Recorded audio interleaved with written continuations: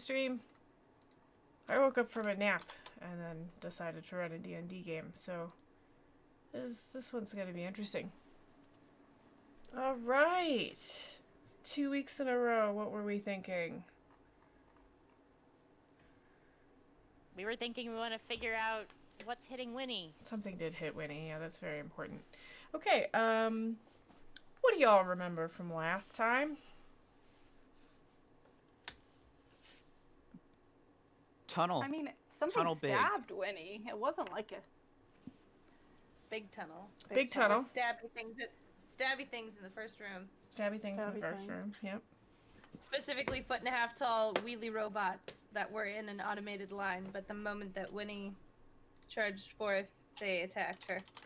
True. Yep. Wynni is done with, like, dawdling and investigating and going slow and checking for things. She just wants to get in and get out. We'll charge forth, yes? Cool. We went into a tunnel looking for evidence? Maybe not. Looking for things that could help the town with their magical loom problem. True. The looms were breaking. Right. And to investigate what the historical things were of the town of people getting lost in the cave. Right. Yes. I believe the mayor's son disappeared down here, and that was something particularly motivating for at least one of you. Yes, some guy named Jason. I believe there was also a lot of suspicion last time from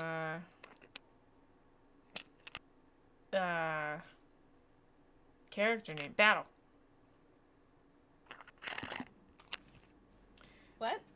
Oh, Aaliyah, can you mute while you were doing that, my friend? Thank you. yes. Battle, there was a lot of suspicion coming from you, yes?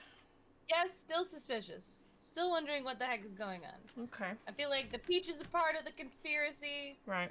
I feel like the fabric is part of the conspiracy, especially Right. now that it was way too comfortable for my own good. And I'm really upset with Winnie because she won't put down the cogs, and I'm feeling like they're bad news, and now there's two. Well, and she got hit first, so clearly that must be right. I'm abundantly worried. Confirmation don't want my bias friends to right come into there. harm. I feel like there's a causation correlation misfire happening here. I used your suspicion of Winnie holding the cogs and then something bad happening to Winnie as an example of confirmation bias the other day. I was very proud of myself. Beautiful. Except that... But it's true. It's true. Yeah, That's a very good psychological example. Except the people I was talking to were like, who is Winnie? Why is she holding cogs? And who hit her? And I was like, no, Dungeons and Dragons. And they were like, what is that? And I was like, okay. Oh, Never mind. I used this campaign as an example today in a Games for Change game jam for kids, and how I connect to community and hang out with friends. Yes. Like, I played D&D with my friends on Saturday night. They're like, yes, the science lady does D&D. Got some cred. I had a doctor ask me if I was being social during the pandemic, and I said yes. And they were like, what do you do? And I was like, I play Dungeons and Dragons with my friends. And they were like, I don't know how to respond to that. And I was like, we get online and we drink tea. A lot of us drink tea. We talk about fun characters hitting stuff. And they were like, that sounds fine. That sounds fine. That's just confusing, doctors. I got a new follower. Can't pronounce that. Yay! Tosiek13? Thanks for the follow. Enjoy all this fun content. Okay. What else do you remember, or would you like me to launch into what I wrote down that you learned?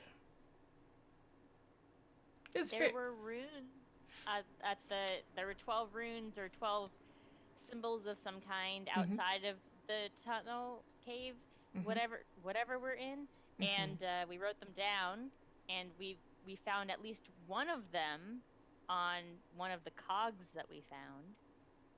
That's true. Yep. That's And it was the going to be third- interesting. Third on the left? What Something position like was that. it? Second or third. Oh yeah. Third symbol on the left. Good job, Brain. I might have written it down. Aaliyah had a theory about clocks, that there seemed to be a clock theme and a clockwork theme, and the 12. We clarified that people do have pocket watches. but nobody around us currently has one. I can't imagine a and then there world was that I build that wouldn't have pocket watches. I am slightly obsessed with them, so. And then there was the poem, space and time, wind unwind, spinning and stirring, Yep. incomplete until you find, hands that point, gears are whirring, can't get out without time. I never typed that out, did I? I am a terrible human. No, yes, I did. Never mind. You did. Not a It terrible was human. immediate, that's why. Yeah. Oh, if I got it wrong, I'm sorry. No, I was you- not reading no, from what you- you typed. You totally, you were fine. Good. Yes, okay, yes. So I wrote down that Aaliyah learned Wynni means business and doesn't hesitate. Yume Wynni steadfastness. I don't know what this note means. Maybe Yume learned that Wynni's steadfastness is usually great, but sometimes gets her into trouble. Aaliyah learned that there are things she doesn't understand, felt confident in her training, but cannot explain hallways, glyphs, robots, and it's very disconcerting. You've walked for miles, or about 4 or 5 hours. There's probably weird magic stuff. It's a whole bullet, just probably weird magic stuff. Somebody's wondering, were the rhyming kids real? Aaliyah is worried about clocks. Okay. You found a second cog. Wynni is carrying both, which might be part of the robot attack. There were 12 marks around the arch. The second cog matches the third.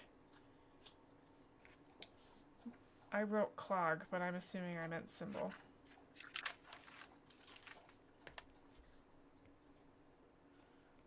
Yeah, so we'll say third symbol from the left. We also decided that the umbrella lighting comes through it like a lampshade. And Yume, I am to remind you that you are using your RP point on initiative because Thank you. that's gonna happen. The RP point goes to Wynni for head down, adventure on, must continue.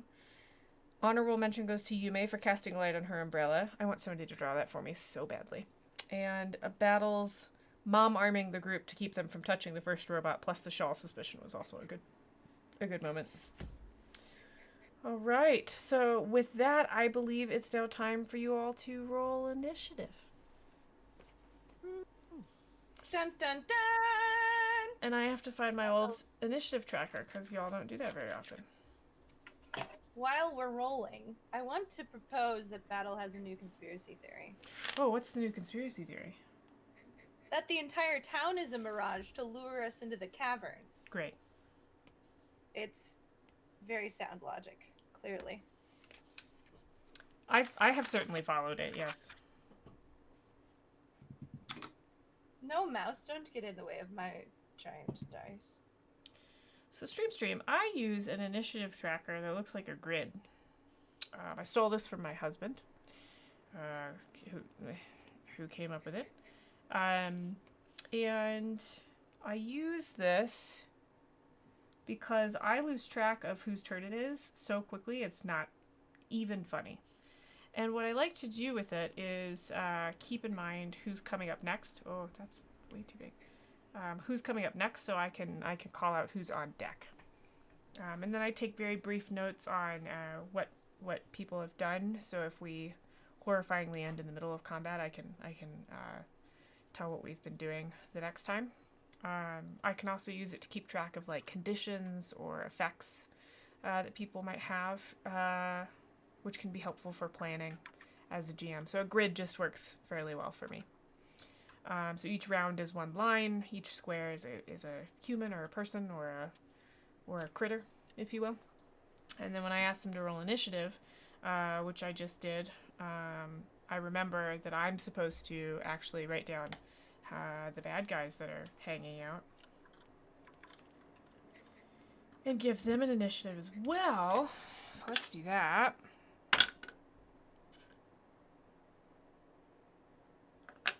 Amazing. And then I say, would y'all roll for initiative? 21. You may roll to 21. Battle, what'd you get? 10? Okay. Aaliyah? 22. Am I pronouncing that right? Is it Aaliyah or Alea? It's Aaliyah. You're Aaliyah. correct. Okay. Winnie, what do you got? 17. Love it. Now everybody's going to give me a quick minute so I can put stuff in my little initiative tracker. I have this deep-seated superstition that if I roll a good roll for initiative, that's it. I've used my good roll. My husband regularly rolls well for initiative and then does absolutely dreadful in the rest of the whole thing. So Yeah. I feel you on that one. No, this is supposed to be gray.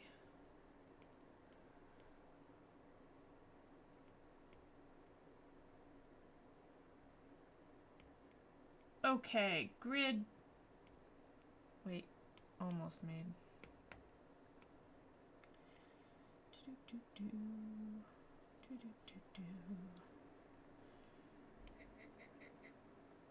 Okay, grid made. So it looks like Aaliyah is up first for round 1. Now, let me set the scene for you before you go off doing things. Y'all have been walking in the dark for a couple of hours. You've been walking through tunnels that are smooth and very square.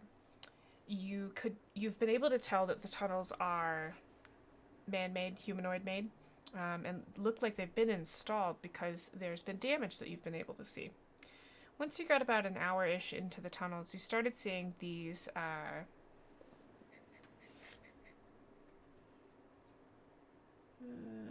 bracings at regular intervals made out of the same kind of metal as the cog that the mayor gave you. What's interesting about the bracings is they hold up, the walls and the ceiling, but they've got joints at odd places. There's not always a joint where the wall meets the ceiling, for example. And they appear to have been cast all as one piece, which is very interesting. You have before now seen 2 robots that were slightly off. One appeared to be polishing the same spot on the wall for so long that his little arm with the polisher on the end had turned into a nub, and he'd actually rubbed a divot into the wall. Another one you saw looked like it was going around in a circle and had worn a track into the floor. When you came upon this room is kind of like a...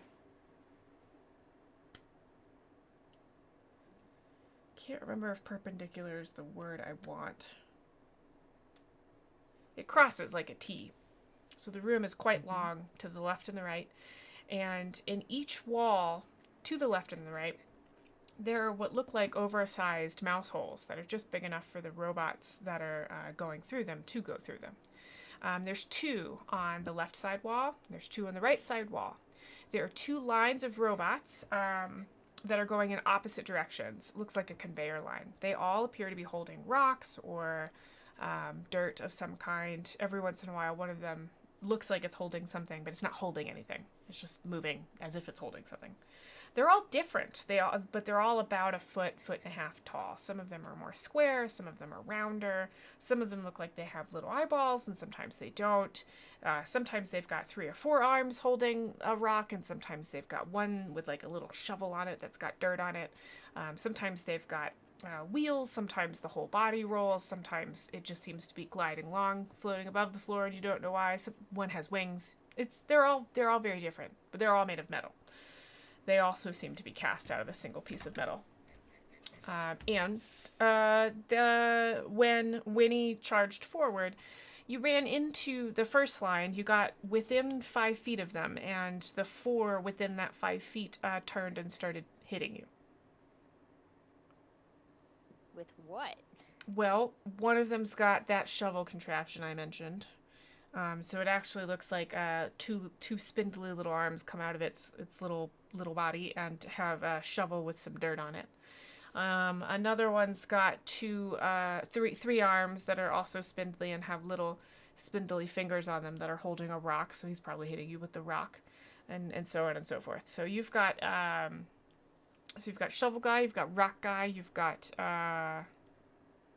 And I'm a furbolg, so I'm like 10 feet tall. These things are I'm aware. like little chihuahuas at my ankles. Yep, totally. You've got one that looks like he's got hammers as fists, and he's not carrying anything, so we'll call him Hammer Guy. And then the fourth one, looks like... Fourth one has wings, so we'll say, we'll call him Wings. Hi, Brendan's Games. Nice to see you. Is that a... I don't know where that emoji's from. Okay, so that's the scene. That's what's happening. So Aaliyah, tell me what you are doing, and Yume, you're up next. You're on deck. I didn't. So we have Shovel Guy, Hammer Guy, Wings, and Rock Guy. I missed one of them. Rock Guy. And which is the one that's stabbing Winnie? We'll say the Shovel Guy is stabbing Winnie. They're all hitting her. Okay. Or about to, rather, since... Okay. They're all like approaching her. Yeah. They all turned and appear to be aggressive. Right. So... I think I would...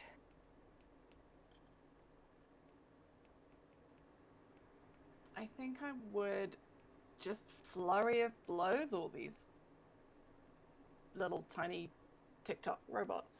Sure. That sounds right. So I guess I'd go for the one. Am I close enough to get the one that's made contact with Winnie? Sure. I actually, because initiative is what it is, I don't think any of them have actually made contact yet, so yeah, you can definitely make contact. Oh, okay.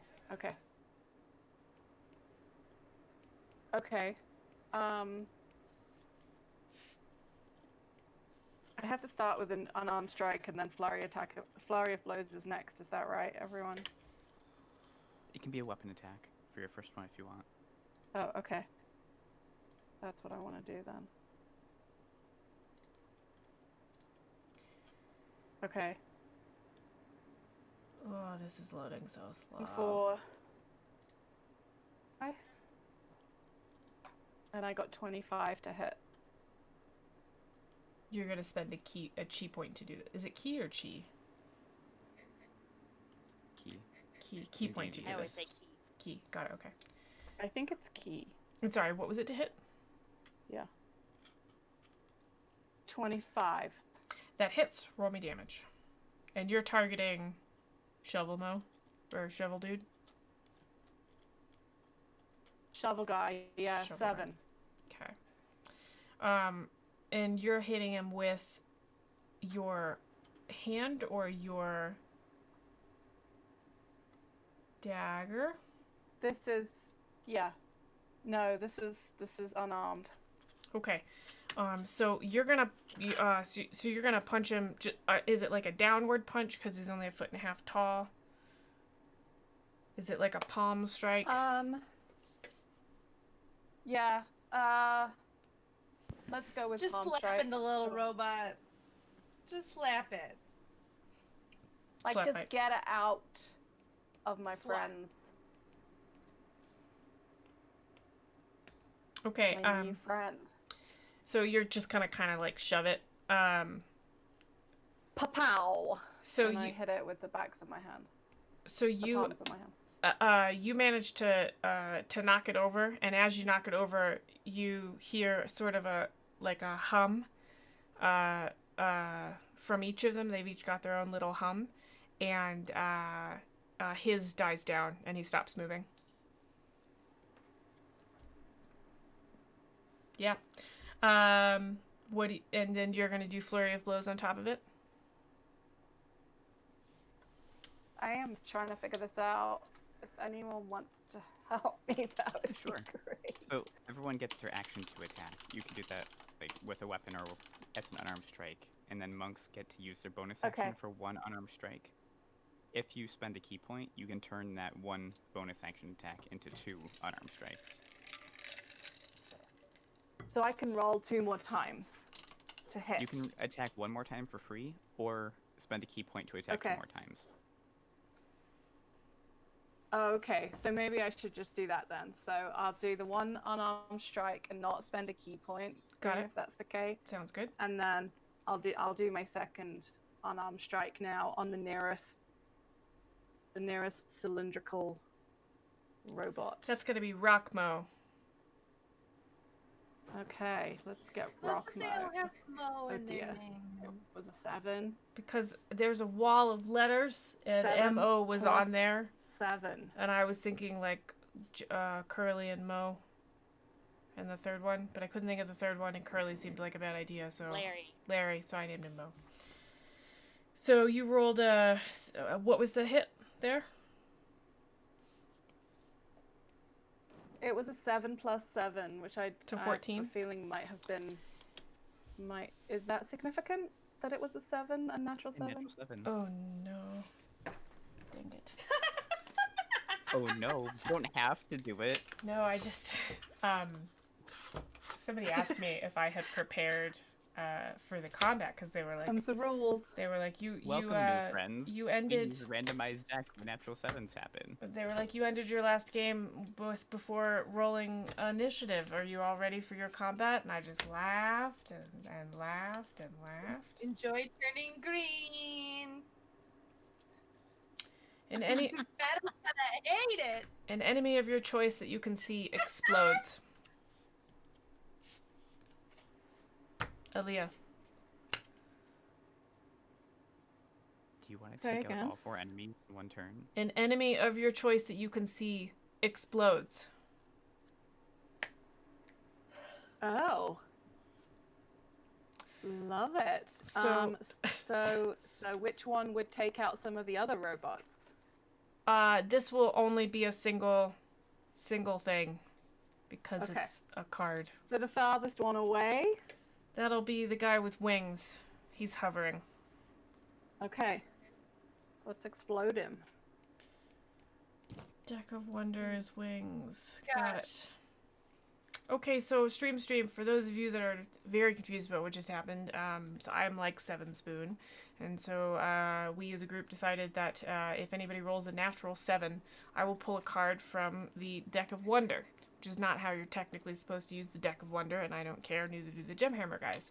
So I pull one of those cards randomly, and that happens, which is where Ren came from, which is a tiny turtle, why somebody turned green once. And it's interesting, because one of the dudes I have just exploded, and it has absolutely no effect on the rock guy that you were trying to hit. So you rolled a 7 plus 7 to hit the rock guy. That's not quite enough to hit him. So will this look like you try to punch him and he's just managed to step out of your way, and it brushes along the casing, or do you want to hit him but he's heavier than you're used to, so you didn't quite put your weight behind him?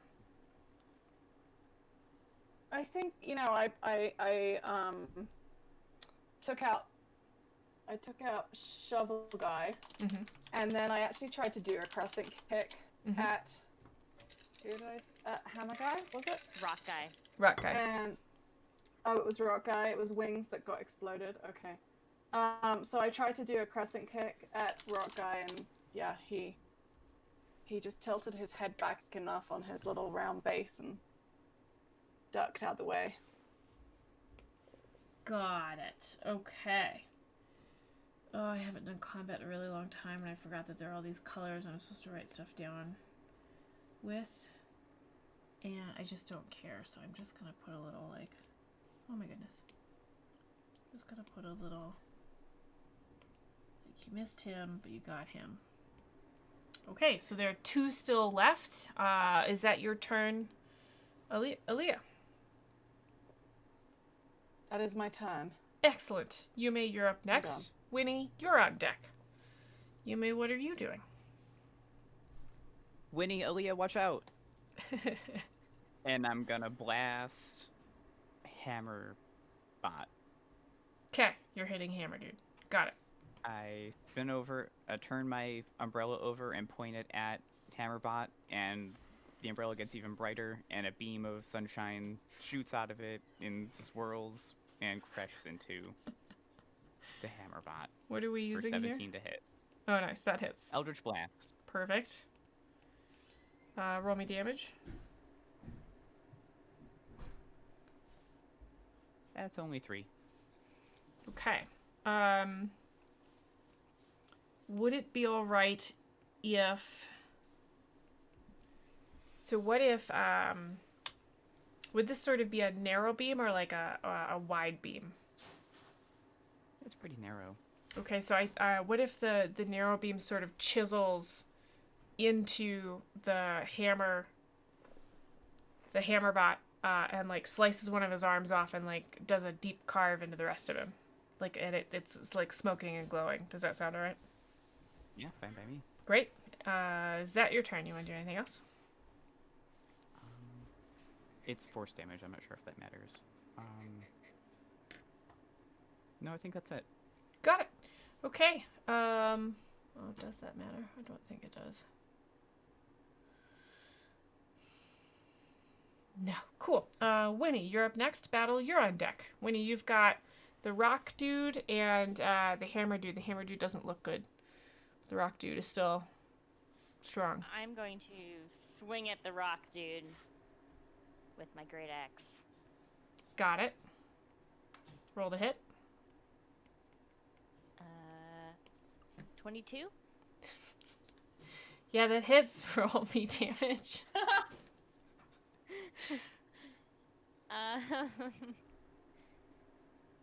There's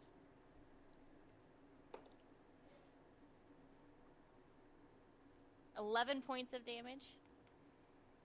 And you're swinging at the rock one, right? Yes. Yep. So, and you're doing this with a Great axe. great axe. Yeah, this thing shatters into a million pieces. You actually cut through the rock and into the little robot, and just pieces of him go flying everywhere, and the rock shatters. Ooh. I wasn't even raging. Yeah, you good? Anything else you want to do? Yeah, I'm just gonna kind of turn to everybody and be like, I hope we don't need these things to repair the looms. Okay, Battle, you're up. And Leah, you're kind of on deck, because if there are any of these dudes left, it's their turn after Battles. Battle, what are you doing? How's the health that we have Hammer Dude left? Hammer dude is left. For repair? He is in poor repair, yes. And more are coming, because they're all in a charging line, and it's not stopping. Right, so what's happened during this is each round of combat is 6 seconds. So these four Right. stepped out of line and approached Wynni, and the rest have continued. But if we were to like look at this, they're kind of all frozen in place because we're within only 3 seconds have passed or something like that, right? So yeah, but there's a continuous line. I was imagining it as if Winnie interrupted the line. She did. But You're pushing her back with the robots. well, Because if she's 10 feet tall and they're 1 foot tall, she's probably looking down like, do heck. yeah, I imagine Wynni has interrupted the line, right? But it hasn't been long enough for them to run into her. Yeah, it was just that 5 feet. Okay. Yeah. I just feel like Battle would be keeping an eye on the incoming bots as much as these bots. Because I feel like I don't have enough actions for it, but Battle would want to like find a way to tie this little hammer friend up to bring him with, and then use Thorn Whip to like lasso the rest of them out of the way so we could cross. Okay, so this might be a useful piece of information for you then. None of the other robots in this room, there's about 40 of them, have either appeared to notice the combat or moved anywhere near it.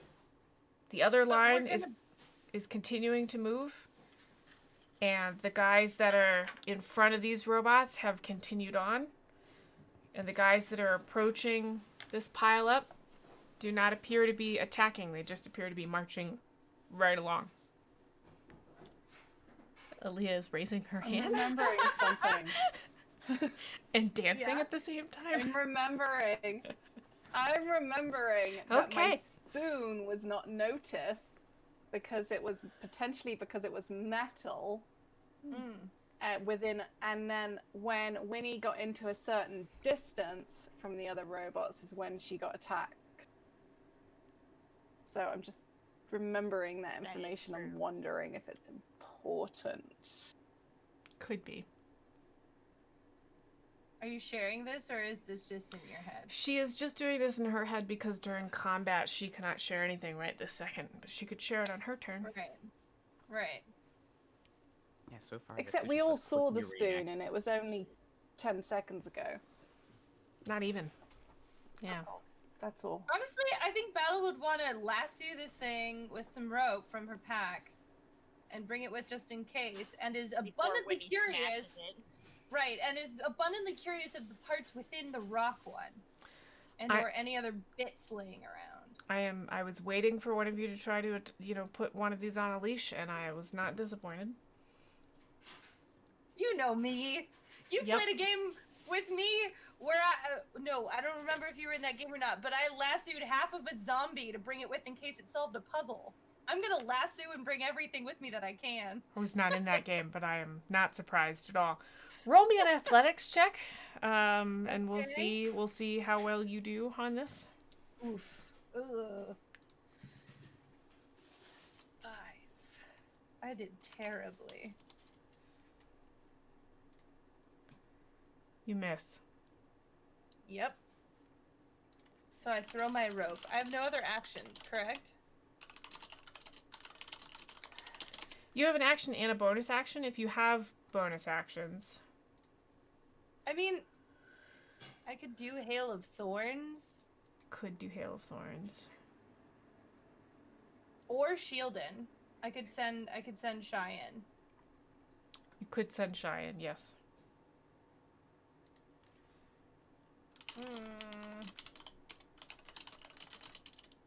I don't want to send Cheyenne because I don't know what the heck these things are doing.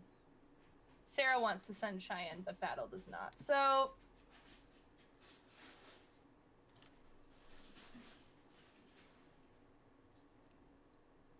I don't think I'm going to do Hail of Thorns because that feels like a waste. I think I'm just going to be mad at myself that I didn't lasso it, and I know that everybody else is going to destroy this thing. But maybe I end my turn by saying, please don't destroy it. Maybe we need it.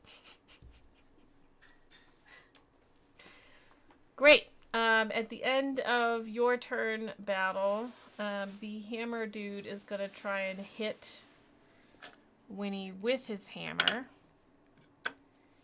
Rolls a natural 20. Oh, by the way, mine was a nat 7 that I had to bump down to 5. You got to tell me this in your turn. I'm sorry. I looked down and I was like, wait, oh no! The next time you roll a nat 7, you got to tell me in the game, because it might change things. It was also in close succession, and I feel like we had a rule about that. I think our rule was you could only have a nat 7 once per game for each character. Okay. I think was our rule until we decide otherwise. Okay.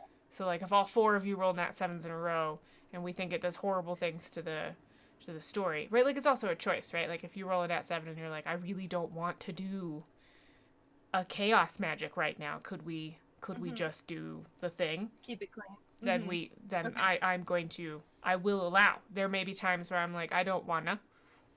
And if you're like, yeah, that sounds fine, So it's just a tool. So next time you roll a nat 7, call it out. I'm so sorry. I got stuck up in the math. You're good. Winnie, you're gonna take 6 piercing damage. How? You rolled a nat 20. That's a lot. He rolled a nat 20. He's a strong little robot. He did a good job. Got sharp teeth. Yeah. Very proud of himself. Hammer. Aaliyah, you are up next. Yume's on deck. We are at the top of round 2. It has been 6 seconds. Is there only one left? One hostile one left? Currently, yes. I'm trying to decide how fast these little bastards move and whether a new one would have showed up in 6 seconds, and I don't think so. I think it'll take at least 15 for another one to enter 5 feet. 15 seconds. They were slow. Where I might have done a flurry of blows, I am so confused by Battle saying, please don't kill it, and at the same time seeing it stab Wynni successfully or hammer her with piercing damage, that I'm not going to do anything too sophisticated because I'm baffled. So I'm like absolutely in this place of like looking at Battle, looking at Wynni, looking at the robot, seeing the other robots and deciding, we can take one of those. And so I do attack again, an unarmed strike on, but this time on Hammer Guy. Got it. Stop. Hammer time. Roll a hit. Roll a hit. Strike was an 11 to hit. That is a miss. Which does nothing, I think. Yeah. Yeah. But you have a second. So the second one. Yeah. It's battle. Is a 24. That definitely hits. Roll for damage.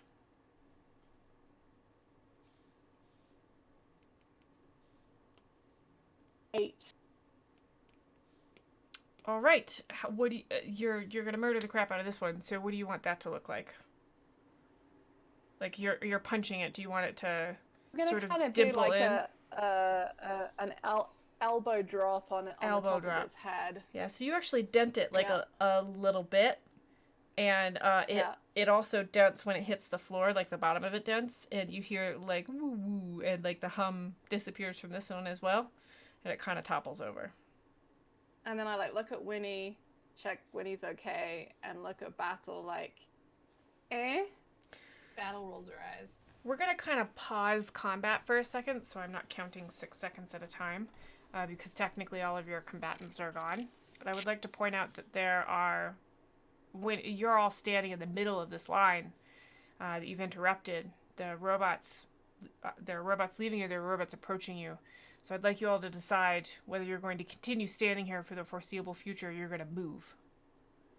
I think Wendy is saying, let's move forward. Like, let's get ahead of this line. Okay. So we don't have to run through it again. Okay, so the two lines are about 10 feet apart. And so Wynni, you're let's do this in turn order. So Yume, are you going to move forward? If there's space, I will. I think I would, once the 4 combatants are gone, Yume was like, hurry across, get to their side. But I don't know if there's space to run through, like, with them. I think you've made enough space for you all to move forward at the same time. So I think Wynni, Battle, and Aaliyah are definitely... So you're going to stay behind them, you think? If there's room to go through, I'll run to the other side of the room, like opposite side of the two. Y'all are gonna run into the next line of robots. I want to know whether you're going to spaced out enough. Okay. Yeah, they're about. Is there space in between the 2 lines? Yes, there's about 10 feet of space in between the 2 lines. I understand. So I'd like to run between get in between the 2 lines.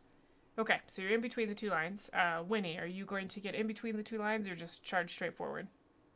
I'm not even trying to get between. I'm just going to charge straight for the next line. Okay. These bitches are going to attack. Might as well just get it over with. Great. Oh, As soon as you make it to the next line, you intersect with about 4 of them, and they're all going to come after you again. And now I have to think about what these guys look like. So I think we're going to have a paddle dude. One is a screwdriver. Yep, screwdriver definitely. Thank you. One is a screwdriver. We already did a hammer. Oh yeah. How about a I think there's just gonna be one that's an orb. And then we're gonna call the last one Wheels. He's just got really big wheels. Okay, so we'll drop back into combat. Wait, what? You want a bucket? With a large wheel that tips over. Absolutely. With like a whip that pulls things into it. That's exactly what it's going to be, yes. And I'm going to call him Bucket Mo. Okay. Since I moved forward on my turn, can I attack? Yeah, Yume, can I say you held your turn? So I can use my little chart thing and not lose my mind and have Wynni go. And then and then I'll check back in with you and see if you want to do something. Was I before or after Wynni? You were before Wynni. I wouldn't attack. I would just run up. Like, I wasn't anticipating fighting the next round. I was thinking about sneaking through. Okay. I have no problem with fighting them, but the intention was to get in between and then just wait and see if we could dash through without a fight. So. Got it. My turn Okay. is back. Wynni just Got it. leverage against it. Yes. Typical Okay. Wynni. I know what that means now. Okay, Wynni, you wade forward and start to hit stuff. Battle, you're on deck. Wynni, what are you doing? I'm just gonna swing my axe at whatever is right in front of me. That's and looks gonna to be coming be toward me. That's gonna be the dude with paddles. All right, paddly guy. Oh shoot, I can't see. Oh shoot, I gotta get back to my. 25. I have the hiccups. 25 hits. Roll me damage. Woo. 12 points of damage. All right. I think once again, I really like the idea of every time you hit something with an axe, it just explodes into a million pieces. So you've destroyed this this little robot. Paddle is no more. Do you have a bonus action, or would you like to? Are you good? Nope, I'm good. Okay. Next up, we've got Battle and Aaliyah. You're kind of on deck because the little robots get to go next after Battles. Oh, so Battle, what are you doing? There's one with a screwdriver, one that looks like an orb, and one that has a bucket.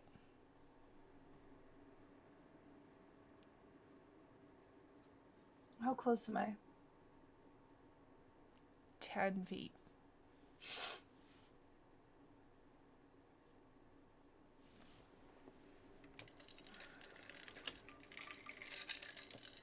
None of them to this point have said anything. No.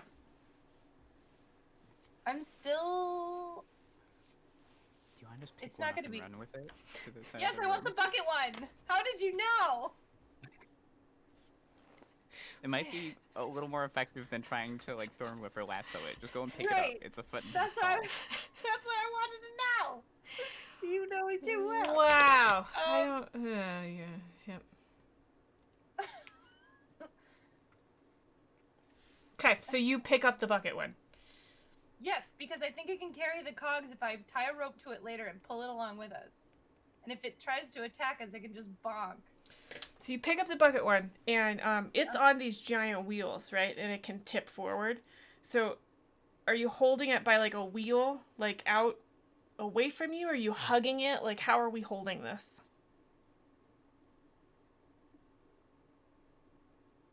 I think I pin it.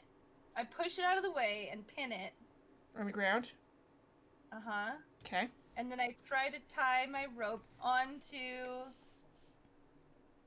And I imagine Shy is very into this and probably puts her little paws on the inside of the lip of the bucket to hold it down. Sure. No. She's like, yes, pounce! And then I'm trying to tie a rope, like a leash, around the joint between the bucket and the wheel.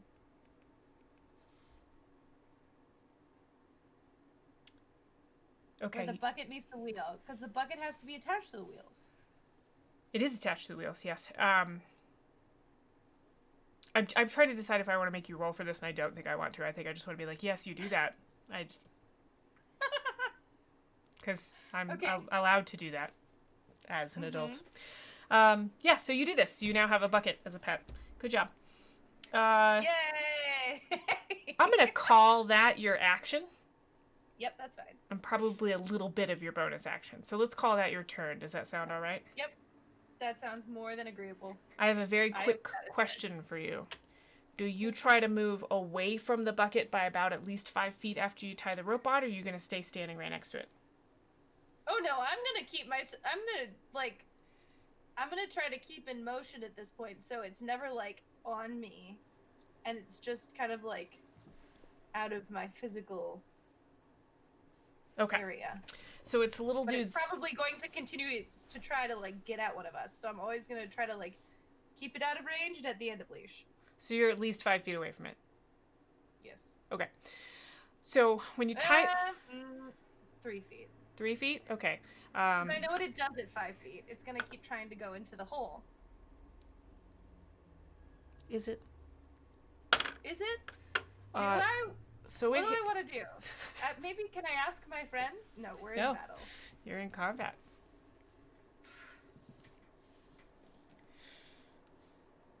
I trust your judgment. You tell me what happens. Well, I need to know whether you stay within 5 feet or outside of 5 feet. While you're thinking, I'm going to tell Stream something. So Stream, some GMs will use a timer to try to get their players to move quicker. And that's absolutely something that you can do if you talk about it. I highly recommend you ask your players if that's something they'd like, because some players might like that little bit of accountability or the attention. I don't tend to use it because it would make me really anxious. So I don't use it with my players. If they spend 30 minutes trying to figure out what they're doing on the turn, then I try to help, like asking questions and whatnot. But I try not to do like you've got 10 seconds to make this decision, because I don't think that's fun. So, battle. 3 feet, 5 feet. Appreciate your patience. 3 feet. 3 feet. Okay. Does a 21 hit? Of course it does. Okay, so the bucket drives itself at your legs, and you take 3 points of damage. Okay, that's deserved. And it's gonna back up and try again. The screwdriver one is gonna try to hit Wynni. Does a dirty 20 hit Wynni? Definitely. You're going to take 3 points of piercing damage. And the orb one is also going to drive itself at Wynni. Does a 12 hit? Does not. Got it. After getting my right ankle bruised, I then see the one coming from my left ankle and just like pull it out of the way real quick. Perfect. Love it. All right. Aaliyah, we are in our 3rd round of combat. You are up next, and Yume is on deck. You have 3 combatants technically. However, your friend Battle has put a leash on one. So, Aaliyah, what are we doing? You've got a screwdriver one and an orb one who have both attacked Wynni. And the paddle dude is leashed. No, the paddle dude is Paddle dude is many gone. pieces. The bucket dude is leashed. Oh shoot! Wheels. Sorry. Okay. Wheels is on leash. Okay. It's Do we funny. need Bucket Dude Wheels? All right. Well, I've been calling him Bucket because I actually call one of my pets Bucket as a nickname, and I find it really entertaining that we have a Bucket robot when Bucket is sitting next to me.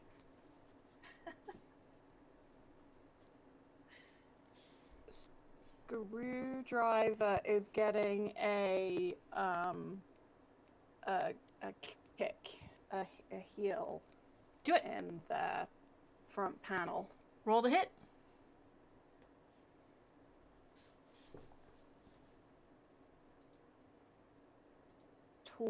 Dirty 20. That hits. Roll me damage.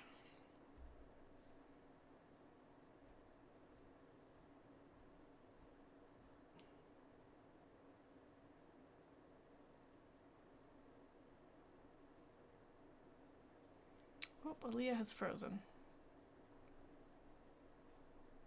Oh. No, I'm seeing movement now. I must not have heard you. Sorry. I can hear you now, yeah. What was the damage? 7. 7. Which doesn't count. 7.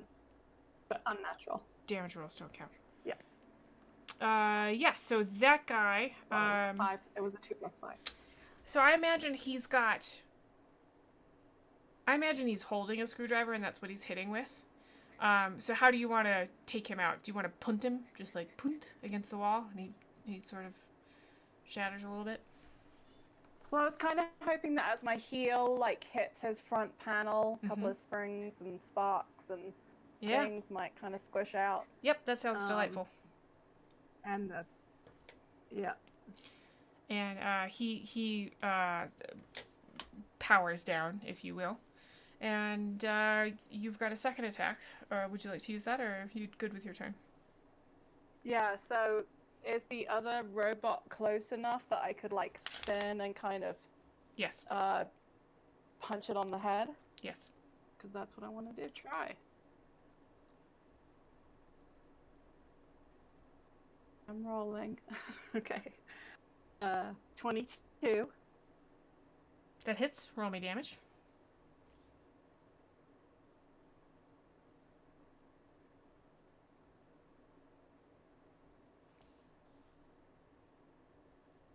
Damage. Okay, so this one also, this is an orb, so I think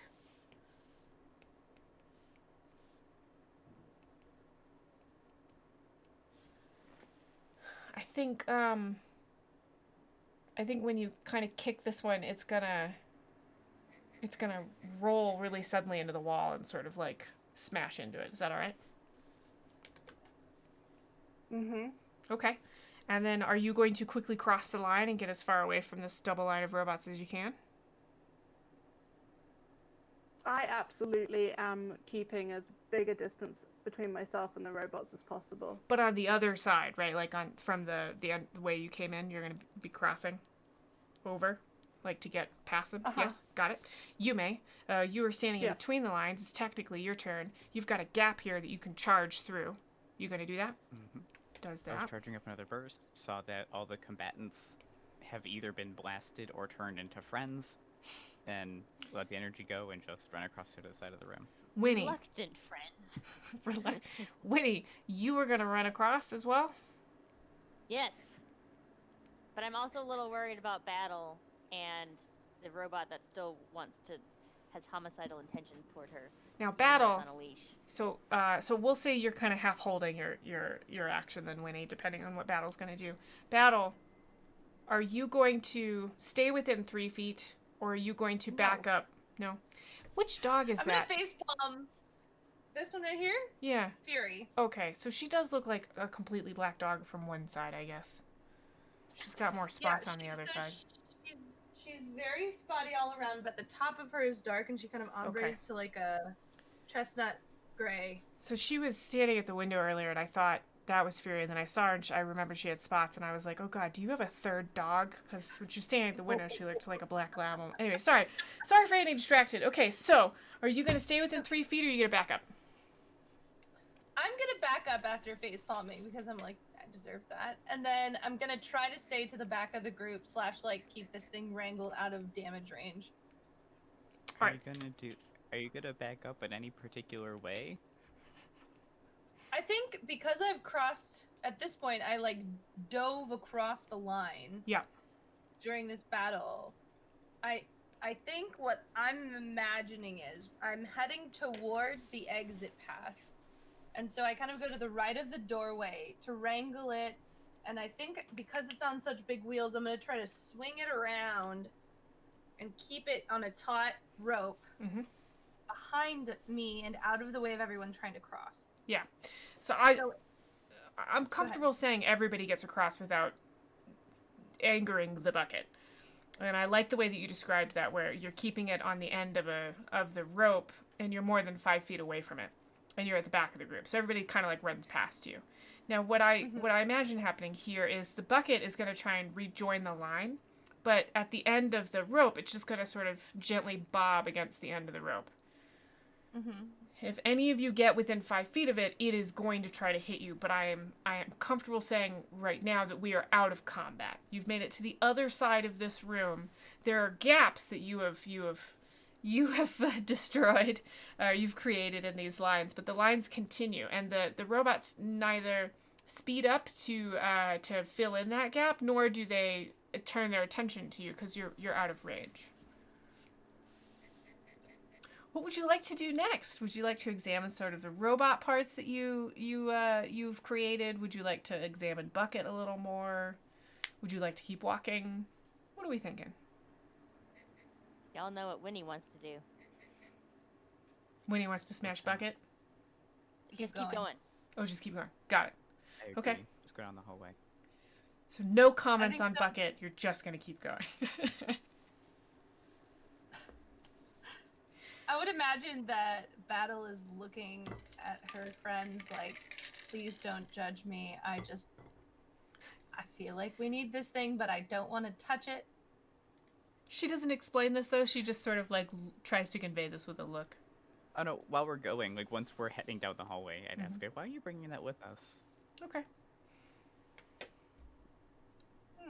And I think Battle would say something like, I don't know, but maybe it'll trigger something. I feel like this is some kind of like everything's too clean. Everything's too straight. And this is something that could react to things in a way that we couldn't do by ourselves. And at the same time, we don't have to touch it for it to do that. I'm going to try to keep it out of harm's way for any of us, but I'll take ownership of any damage it causes, looking very worriedly at Wynni. That makes sense. Like, I please bet we'll let me probably keep the find pet, more Mom. little metallic friends or not friends along the way. But it couldn't hurt to guarantee that we have one with us for a little bit. All right. We are officially about halfway into this, so I'm thinking we take at least a 5-minute break. Do people prefer a 5 or a 10-minute break? Does anyone need to take a doggo out or anything? 5, I'm seeing 5. Okay, we'll take a 5-minute break. So, stream, we're going to be back at 15 minutes after the hour. Or 16. 15 or 16 minutes after the hour. So I'm going to put up a break screen. But everybody else can run away. And we'll be back in just a bit. Okay, stream. We will be back in about 5 minutes. Thank you. Hang out.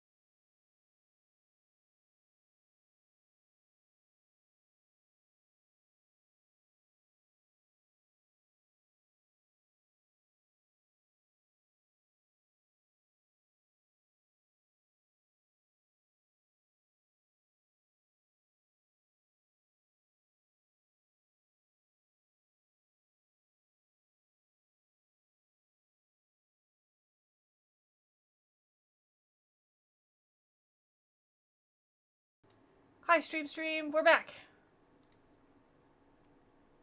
Are we back?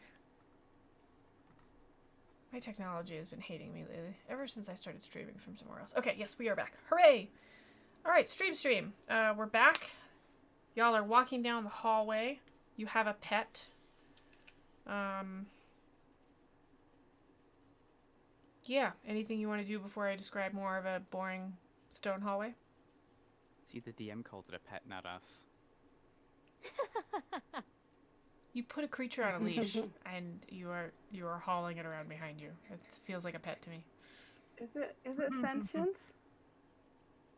How would you No. determine sentience? Andy, find out what it's Does this one thinking. have eyes? I guess is it. This How one does it feel? This one does not have eyes.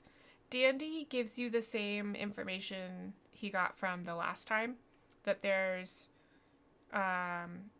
aren't feelings as much as a sense of like purpose or determination, but it's not as flexible as like your eyes' sense of determination or purpose, and more angular, I guess, more hard line type, something like that. Programmed.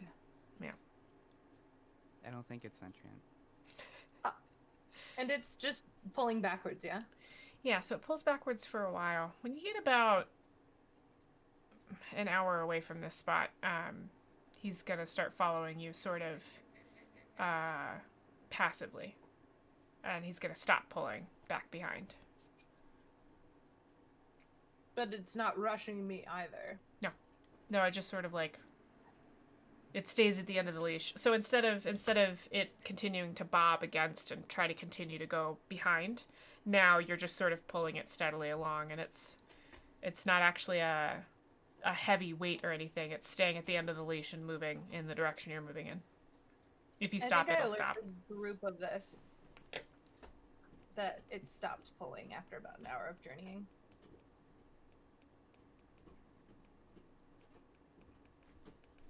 Is there any way to tell, like, did the sound change, or did the brightness? Oh, it doesn't have any eyes. Did any sensory signals change? That's all you've noticed, actually, is that it stopped pulling back behind you. And does it have any symbols on it? Roll me a perception check. Maybe it's just too far away from the magic that was telling it what to do.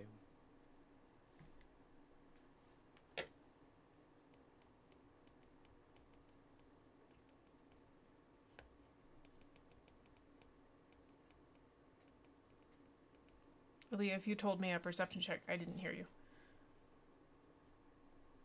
Oh, sorry. I rolled a 15. Got it. It's very smooth, actually. And it appears to be cast all from one piece of metal, which is odd. It's, the wheels appear to be on either side of the bucket. So the pivot point would be sort of in the center of the bucket rather than at the bottom. And the upper lip is flared out. So there's clearly a front and a back where like it's not quite a spout, but like the suggestion of a spout on its front where it would like tip forward. And the bottom is rounded. What was that? Like a duckbill? Like a duckbill. Yeah, the bottom is rounded, so if you took the wheels off, it would not sit flat. And the wheels are spoked.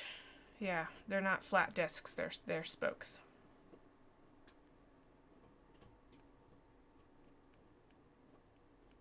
But no symbol, no Nope, no symbols. marks like the clockwork marks or anything. Right. Okay. Okay. I'm kind of withdrawing a bit into myself because this group is confusing and these robots are confusing, and so I'm just going to kind of hang back and observe everyone. Okay. Do you share with us what you've observed about the robot? Nope. Okay. I love it when people roll perception and then don't tell anyone what they saw. It's my favorite thing. in real life. I'm not being sarcastic. I really do enjoy it.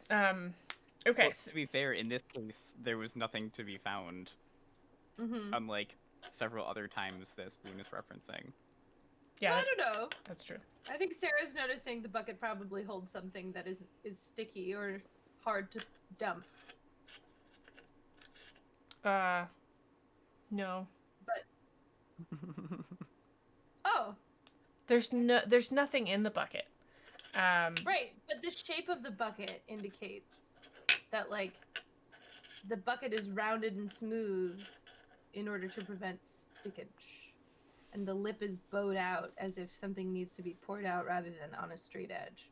That's fair. That's a good assumption. Yeah. But Sarah knows this, and Bucket. alas, Battle does not. Battle has not rolled a perception check on bucket. No. Yeah. Correct. Although No. that's probably appropriate at this point, and maybe if she sees Aaliyah doing this, could I also do that? Yeah, sure. Definitely. I was specifically referring to another campaign where we have a furbolg that rolls perception a lot and notices all kinds of things and never shares it with the group ever. I think once Make it hard. he noticed a giant spider and didn't tell the group at all, and they all got surprised except for him. Battle rolled a dirty 20 for that perception check. Okay, so I'll say you do notice all the things that you described, right? Like that you can make those assumptions for sure. You notice that even though the rope is tied around, we'll say the left wheel, where it connects to the, it's still rolling straight. You'd think it would roll in a circle. It seems to be balancing itself out around that point of pull. You also notice that the metal of the bucket robot is the same as the gears that you've picked up. Okay. And you can actually feel a gentle hum through the rope, which is similar to, which feels like a life force almost, like it's like a machinery It's functioning. hum. Yeah. Mm-hmm. Mm-hmm. Yeah. I relay this to the group. Oh, you rolled over a 20, right? A dirty 20. Dirty 20. Hold on to that the next time I mention something and remind me. So it's magical all on its own.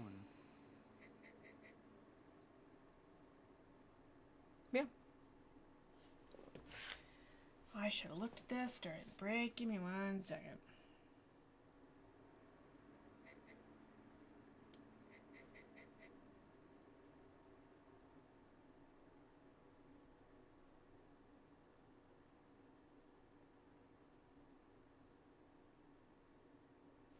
Okay. Ready? So you continue moving down this hallway. Has anything changed? You're just going to continue moving down the hallway? You come to a door. Not until we find another room or another robot. Yeah, you come to a door. It appears to be made out of stone, and there's a handle in it that's stone, in like a stone loop. And it looks like it was made out of the same stone that the walls are made out of, and that the wall that it's embedded in is made out of. Yeah, what are you gonna do? Is like the end of the hallway facing us, or is it Yeah. along the way? Oh, it's Or the side. end of the hallway facing you. Yeah, like you can't go past this unless you open the door. I was thinking it was never going to end. I think Battle's looking at Bucket carefully. Bucket is, if you pause, Bucket pauses. Like if the rope slacks, Bucket stops. Correct. Bucket has found a new job. Bucket is love. Bucket is life. Okay. Wow. So Wow. You know those cups and T-shirts that say like the names of things? Yeah, Uh-huh. I'm imagining one for Battle that's like Battle and Shield and Ren and Bucket and you know. Do you see any of the symbols you saw before? Like at the mouth of the cave? Yeah, are there any markings on this door? You don't see anything at a casual glance. Would you like to investigate? Yes. Go for it. Everybody who wants to roll and investigate. Oh, it's... I was using conversation to suggest someone else do it because I don't have good perception. You don't have to roll it at all. Everybody who wants to, roll for it. So I got a natural 7. Oh, you're killing me. Have you gotten one of those yet? No. Who got the first one? Oh, Battle, really? I think? did. I did. No, that was did. Aaliyah. Aaliyah got it. Okay. So you rolled a This natural round, 7. Hold, please. Oh, Battle was the one that didn't tell you about it until after her turn. Right. Yes, but I didn't. It was too late.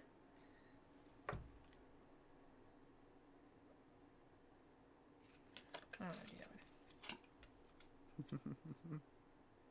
Yeah, that one sounds good. Excuse me for one moment. Uh-oh. She's like side-chatting me. You need to drop a new character. I am not side chatting you. I'm side chatting everybody else. Please hold while the Dungeon Master mutes and screams in frustration at what her players have done to her.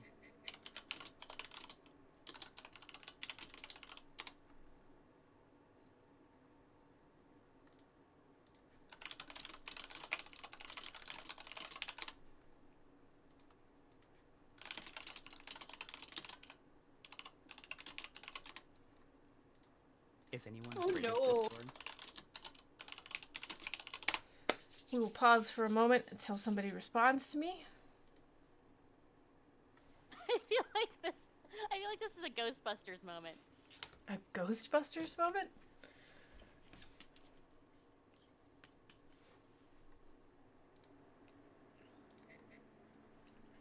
Yeah, it's in the first Ghostbusters movie when Gozer appears and is like, choose the form of your destroyer, and one of them is thinking of the Stay Puft Marshmallow Man, and so Gozer turns into this giant Stay Puft Marshmallow Man that tries to destroy everybody.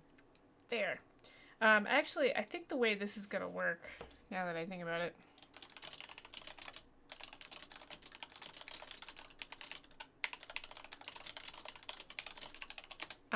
So everyone can read your mind, Winnie. Oh no! So I think the way we're gonna do this is I think I need you to think out loud for Winnie. For how long? You don't I'll let you know. Oh no. The drums. Oh no! Remind me about this later, too. So what I'll do is I'll occasionally check in with you, and I'll say, okay, so what are you thinking about right now? And you share it so that we just don't have a running commentary of Winnie in the background. I feel like that's a bit much. Yeah, no. We could do that, but I think that would be a bit much. So right now, what's Winnie thinking about? You know, they're looking at the door for symbols. So genuinely, Winnie, Winnie is thinking like how aggravated she is that this robot is now joining them, and how it's probably just gonna cause problems and be something that she has to smash anyway, and it's not helping us get through this door, and we need to get through this door, and we need to find Jason, and we need to get him back to his dad. Okay. And So, Aaliyah. probably nobody will get hurt. So Aaliyah, Yume, and Battle can all hear this as like a murmur How in the do we back of your mind. experience that? Yeah. I think you're gonna Yeah, I know experience it's it dangerous. like a Okay, murmur, almost like she's muttering under her breath. That's kind of what it feels like when you first start hearing this. And Yume, you were responding. What were you saying? I made the assumption that we don't yet, unless we're looking at her, we don't know that it's not spoken out loud. Yeah. At least for now. I think that's accurate. I think you're all looking at the door right now. So yeah. Does she know that we can hear her mind? Not yet. But does Yume say, "Oh, don't worry about it" or something like that? I didn't hear what he said. Yeah, I know it's dangerous. We'll deal with it if it attacks. What? I look at Yume like, The bucket. Well, you know it's dangerous. It attacked you and Winnie. oh, you're talking to me. Mm-hmm. I mean, I don't Is mean to anyone- hold us back. It hasn't attacked for the last hour, but if it does, we'll have to deal with it. Y'all punted the rest of them into the ether. I think you'll be fine if it starts to attack again. Is anyone afraid of this door? Should we check it out at all, or can I just open it? Sorry, right, you were rolling investigation checks. So, Winnie, with a 7 plus whatever, what's that roll? 2. Okay, 9. so 9. Anybody else rolling an investigate on the door? Battle got a 23. Got it. So you guys, And is now looking abundantly downtrodden. you guys, I got a 16. Got it. you Oh. don't necessarily like hear words from Winnie's thoughts, but you definitely get the sense that if somebody doesn't do something in the next 2 seconds, she's just gonna barge through the door. That's fun. With the 23, what you pick up from a 23 is like, this door looks like it's never been opened. Like it clearly, like it's got a handle and like you can safely assume it will open, but it's such a pristine slab of rock. With a 16, you notice that there's no dust as well here, and so Battle, you'll pick up all of the rest of this as well. With a 16, you'll notice there's no dust as well. There doesn't seem to be any traps or anything. With a 9, I think you're more distracted by the fact that somebody responded to something you were thinking than anything else. But so you get distracted from that. And Yume didn't investigate, right? Okay. So you're all picking up that Witty's gonna open the door any second now. Does anybody want to prevent this or? Winning, I think know you might all- find this hypocritical, but go ahead, Lilia. Well, I just, I mean, I was really hopeful about this group of people that I heard that they did good and they worked together and now I'm standing here and I have this moment and I was just imagining like this little kind of sound escapes me and it's like a fraction, but of when in The Witcher when he's like he gets hopeful for a second about someone and then he's disappointed and he kind of grunts. Do you know what I mean?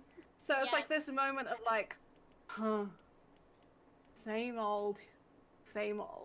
Just this, but it's like a fraction of that. It's like this, it just slips out this tiny little thing. But like, I feel like I'm watching this group, who I thought was really cool, but it's like they're having a little domestic right now, and I just have this like. You're making me so Unbeknownst sad, to you, Virginia. it's basically- You What? built us up so much over the last few weeks, and you're just like, oh, never mind. Oh no! Every family has problems. This is like the first conflict we've had, so enjoy. Yeah, but I've got no idea, right? I'm Right. just like. Okay. Good. Yes, I'm enjoying. Okay, good. And yeah, Winnie, you gonna open the door? If nobody's doing anything, yeah. Responding to I'd like- Winnie saying in her head, like, I'm gonna do it if nobody does it. Like, okay, fine, you can do it. Go ahead. I think I say, Winnie, you might find it hypocritical, but I think we need to pause for a second and be careful. And then I relay my perception. I mean, like, this door's never been open. What am we waiting for? You don't know that. You don't know the door's never been opened. Only Didn't you Battle just does. say- Oh wait, I just said I share it. how did I blank out on that? I'm very sorry. Yes, you do know it's never It's been okay. opened. Ignore me. My apologies. It's okay. Okay. I mean, what do we... Like, the longer we take, the more chance there is that, like, people aren't going to survive if they're trapped down here, so... I just don't want us to fall into a trap. Because I don't want any of us to pass away here. I don't want you to die. And you don't hear words necessarily. I don't know, like, do the thoughts that I am thinking, do they have to be conveyed in words, or can they be conveyed in pictures? Either. Yeah. Whatever you 'Cause- think would happen in Winnie's brain. Yeah. Because you definitely see, like, what feels maybe like a memory of this, like, older furbolg woman, like, looking down Mhm. at potentially Winnie,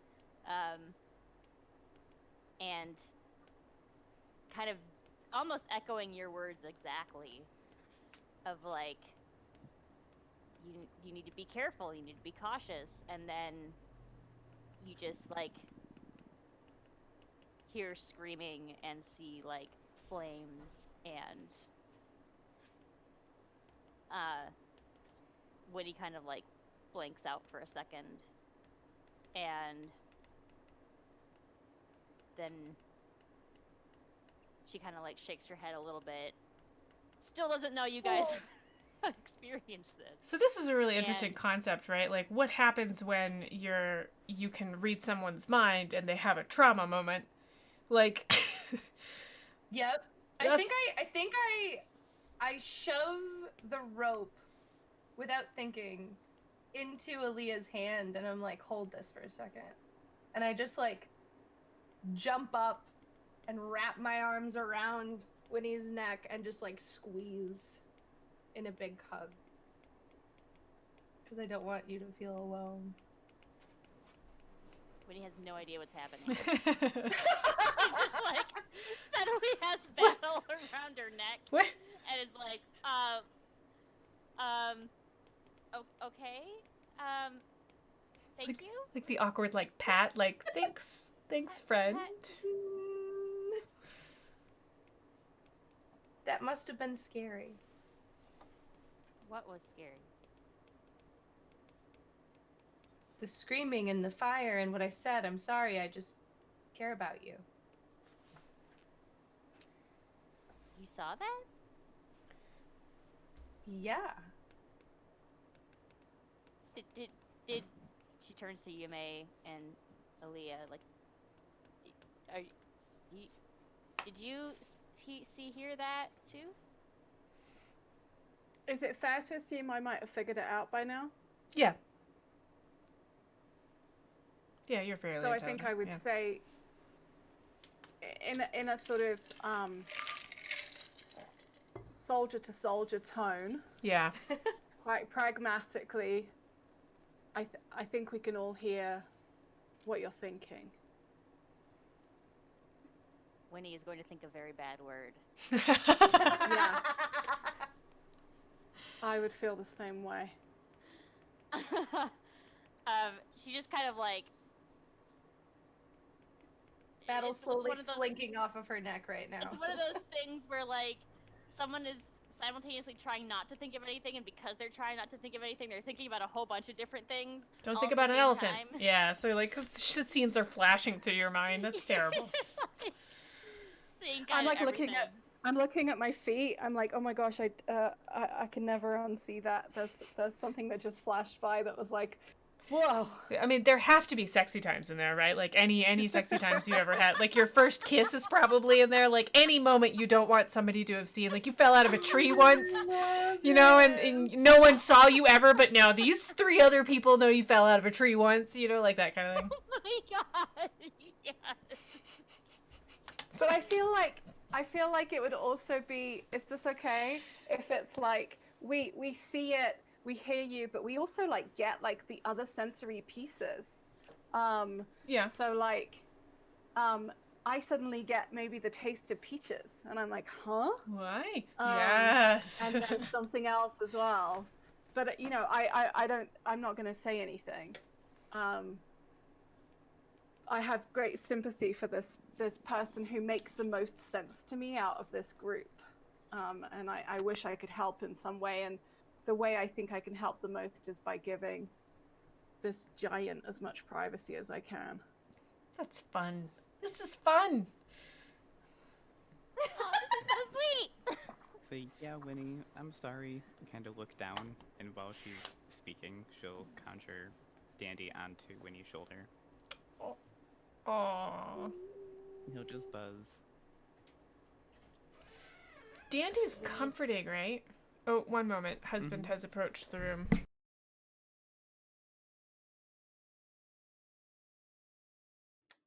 Oh. For anybody new here, Dandy is The a door's big still fuzzy closed? bee, 4 inches long. He's very friendly. I have some questions about Dandy, but I also want you all to know that my husband just took my dog. Oh. Because it's really late, she has to go to the bathroom and eat, so for like really important reasons, but also my dog. Do you think Dandy, I think of Dandy as a very comforting presence. And I'm wondering if Dandy is sitting on her shoulder, if that kind of blanks out a little bit, or like softens what y'all can read from her mind. Would that be okay? I'm thinking of Dandy as sort of a shield in some ways, but we don't have to do that. It's up to you. I don't think that's automatic by any means. Like, if I that's love a it. power I you want think to say comes from my patron relationship, then possibly. But it's not an inherent part of, like... Dandy can understand really well what the emotions are, so maybe, like... Yeah, that's what I was thinking. Would know when to stop if Winnie doesn't like it. Or, Yeah. like... If she needs more attention, he can give that. Yeah. That sort of thing, like, tone, like, modulating, I guess, for lack of a better term. Yeah, no, Dandy feels a lot like a service dog to me, in a lot of ways. Like, can read emotions really clearly, but, like, can actually communicate them to their person, which I find great.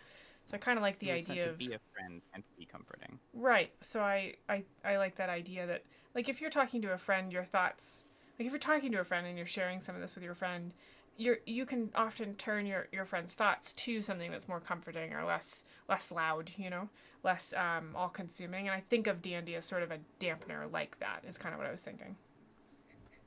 Seems like a neat story thing, but yes, I'm seeing I like it. excited hands. Good, great. Let me write it down though, so that I remember we did this. so. It's like Dandy kind of calms your nervous system. But it depends on if Winnie likes it. I don't think she does. Is Dandy invisible right now, or can I see this happen? He's visible. I'm not trying to Okay. say that Dandy makes Winnie feel better. That's up to you. But Right. Dandy can tell what Winnie's emotions are, so we can kind of adjust to how she's feeling. So, like, if she doesn't want him there, he'll just leave. Yeah, Winnie's a mixed bag right now of like realizing that everybody could hear what she was thinking, and then like that potentially everybody just saw like what she considers to be one of her more like shameful memories, and is like feeling guilty about that memory, but then also that everybody knows about it now, kind of, and also just like wanting to get on with the mission and save the townspeople and save everybody and make sure everybody gets out alive. And she's like trying to decide how much she needs to explain versus not. So I don't know if you guys still hear all that, but that's kind of what's going through her brain. Yeah. Okay. I'd like to very quietly open the door and not draw Battle's attention. I think I now that I'm close to Winnie, I kind of, in a hushed tone, say, for what it's worth, it's not like we were trying to. I think this place has very many strange properties, and we're both on the same idea to get out of here as quick as we can. Winnie's just gonna nod and kind of like turn toward the door and avoid eye contact. Poor Winnie. We're going to learn some interesting things about Winnie's backstory. I really love this because you just wrote a bunch of her backstory for me, and I haven't managed to read it yet, and this is just a lovely way to get some of that out there. Hey, yo, this was just from a random table. Yep, I just pulled a Just- random card. Yeah, and so this is a very interesting mechanic, and I'm enjoying how it impacts this game. Okay, so Yume, you open a door. What you're gonna see is a room that's about 7 by 7 feet.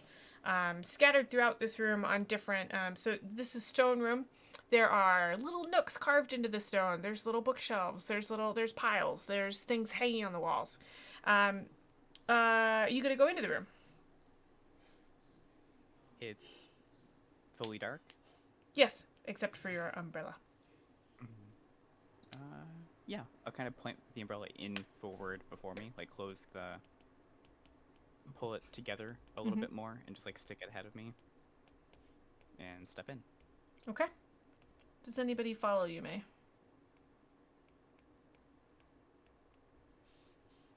Yes, Winnie is right behind you, May.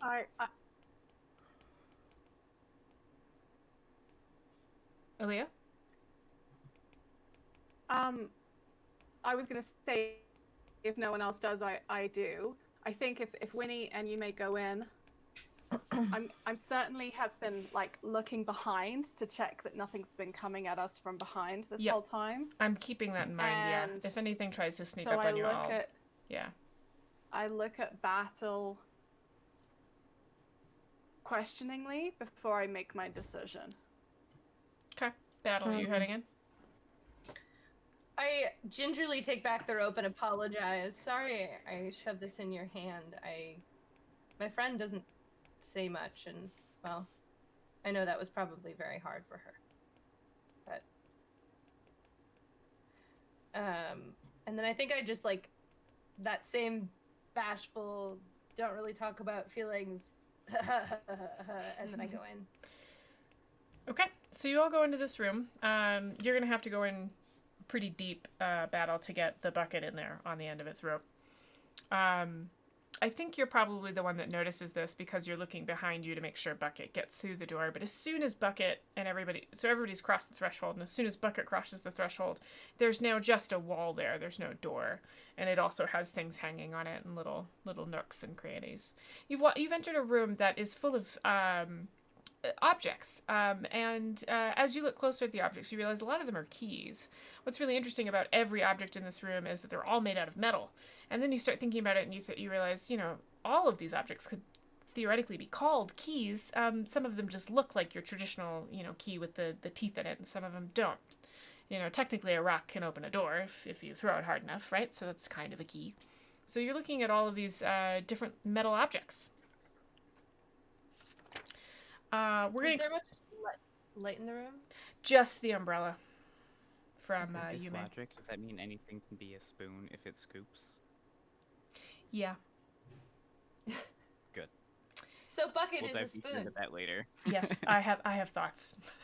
I've been thinking about my birthday and what I'm going to do with spoons for my birthday. So, yeah, we can discuss later. Battle, what was that? You were going to say something. I Battle believe said you. Bucket is a spoon. Battle said Bucket is a But battle. that- Yeah, we're all just Bucket. interrupting you. Bucket is a spoon. Yeah, that sounds right. I don't remember what I was gonna say. It's okay. So there are a bunch of metal objects in this room. I think as usual, Battle is looking at Bucket to see what happens. He And stays. then tries... Yeah, he stays at the end of the string. End of the rope. There's no reaction.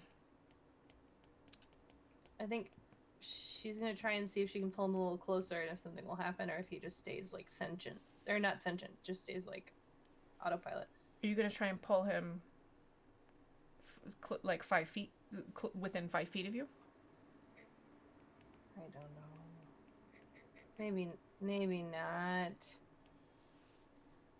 I mean, I want to because this room is so small, but I don't want to get bucketed. No. I think Battle just looks around, does some investigating, and keeps her eye on Wynni, because now Winnie's probably feeling pretty vulnerable and is worried.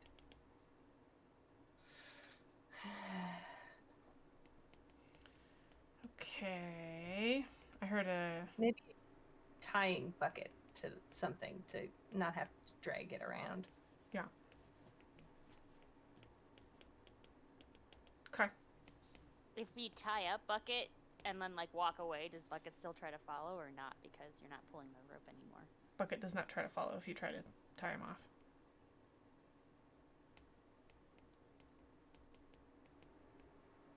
Can I try and play chicken with Bucket now that Bucket's on a rope? I don't know what that means. So Or you like run at and see who like moves away first. see if it does it. See if Oh, yeah. it Yeah. does it me. So you can like step really close and then dodge away. Bucket Yeah. doesn't actually Yeah. move towards you at all. You Okay. jump in closer and you like pause. Bucket doesn't move towards you. You move closer to Bucket. Bucket doesn't move towards you. He just stays still. Shy is doing this now as well, but much more playfully. Play bowing, whole thing. Be cute. Is this room a dead end or is there like another door? Oh, way right. out? Sorry. Yes. Wynni Winnie is just like analyzing the room for threats. Yeah, and- there's another door. Thank you, Odadalgo. There's another door on the other side of the room now, exactly opposite this one. It doesn't have a it's a stone door, but instead of a ring where you just pull the door open, there's a keyhole.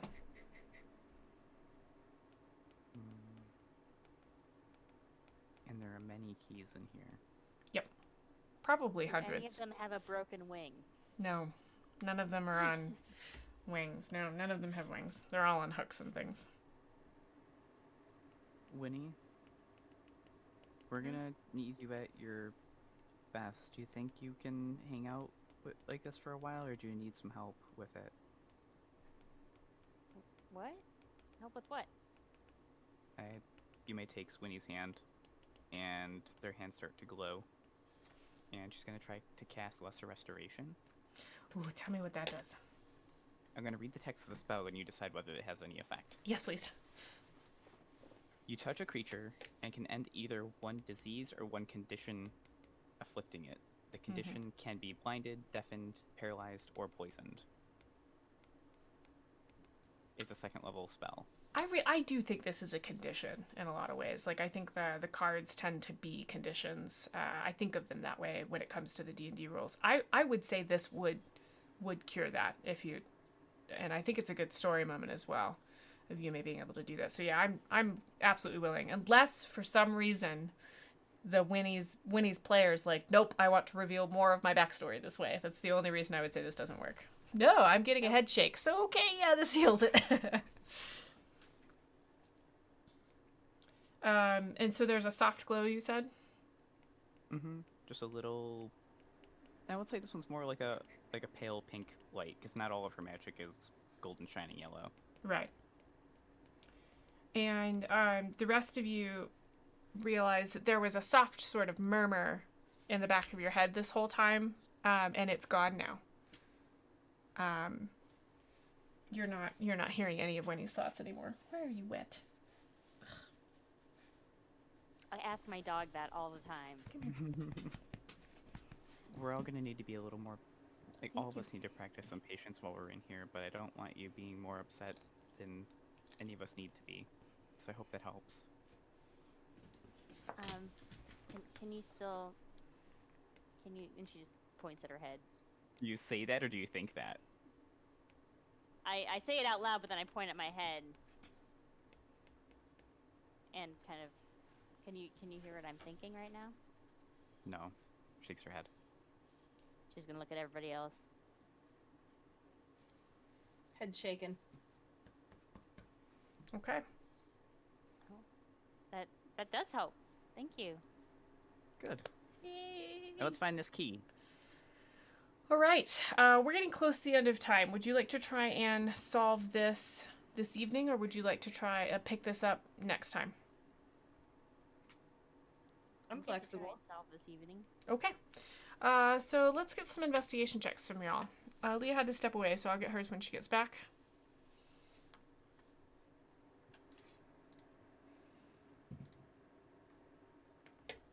21. 15.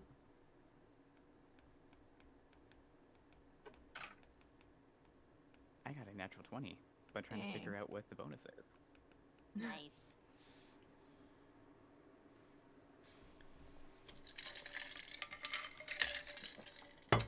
For 22. 22. All right, so I'm going to go down the line of who rolled the highest. So what are you specifically looking for? Aaliyah, please roll an investigation check for me if you want to help try and figure out how to get out of this room. I get up real close to the doorknob. Yep. And just kind of like feel on the keyhole and look inside of it and try to get the shape. And just try to remember what it looks like and how it feels while picking up random ones. Okay, so what you notice is that this is so as you're feeling at it, you realize that this is a pure silver. So when it's pure silver, when it's not mixed with anything, it can be a little soft, and you pick up on that because you're let's say you press a nail into it. So there's no impurities to this. the shape that you're getting is not the traditional keyhole shape with the round top and the sort of like a triangular-ish bottom. Instead, it's just a round hole, and it's small enough that you can't like stick a finger in there and feel around in there. But that gives you kind of an idea of what you're looking for. Does that sound right? Mm-hmm. Okay.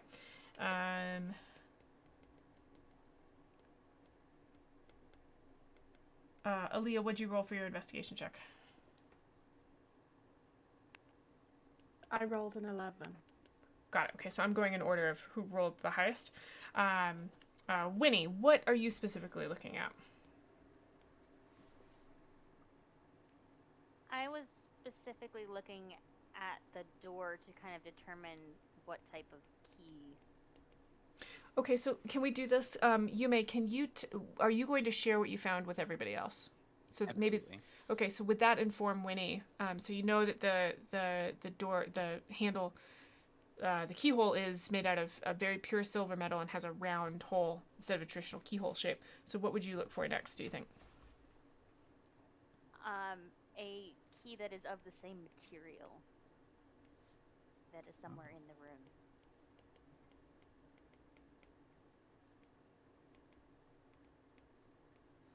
Okay, so there are hundreds of keys in this room. So would it be safe to say that everybody's going to start looking for a silver key? I was hoping to have Shy smell the keyhole for my investigation and then go and try to find a key that smells the same. Got it. So, Wynni, hang out for just a second.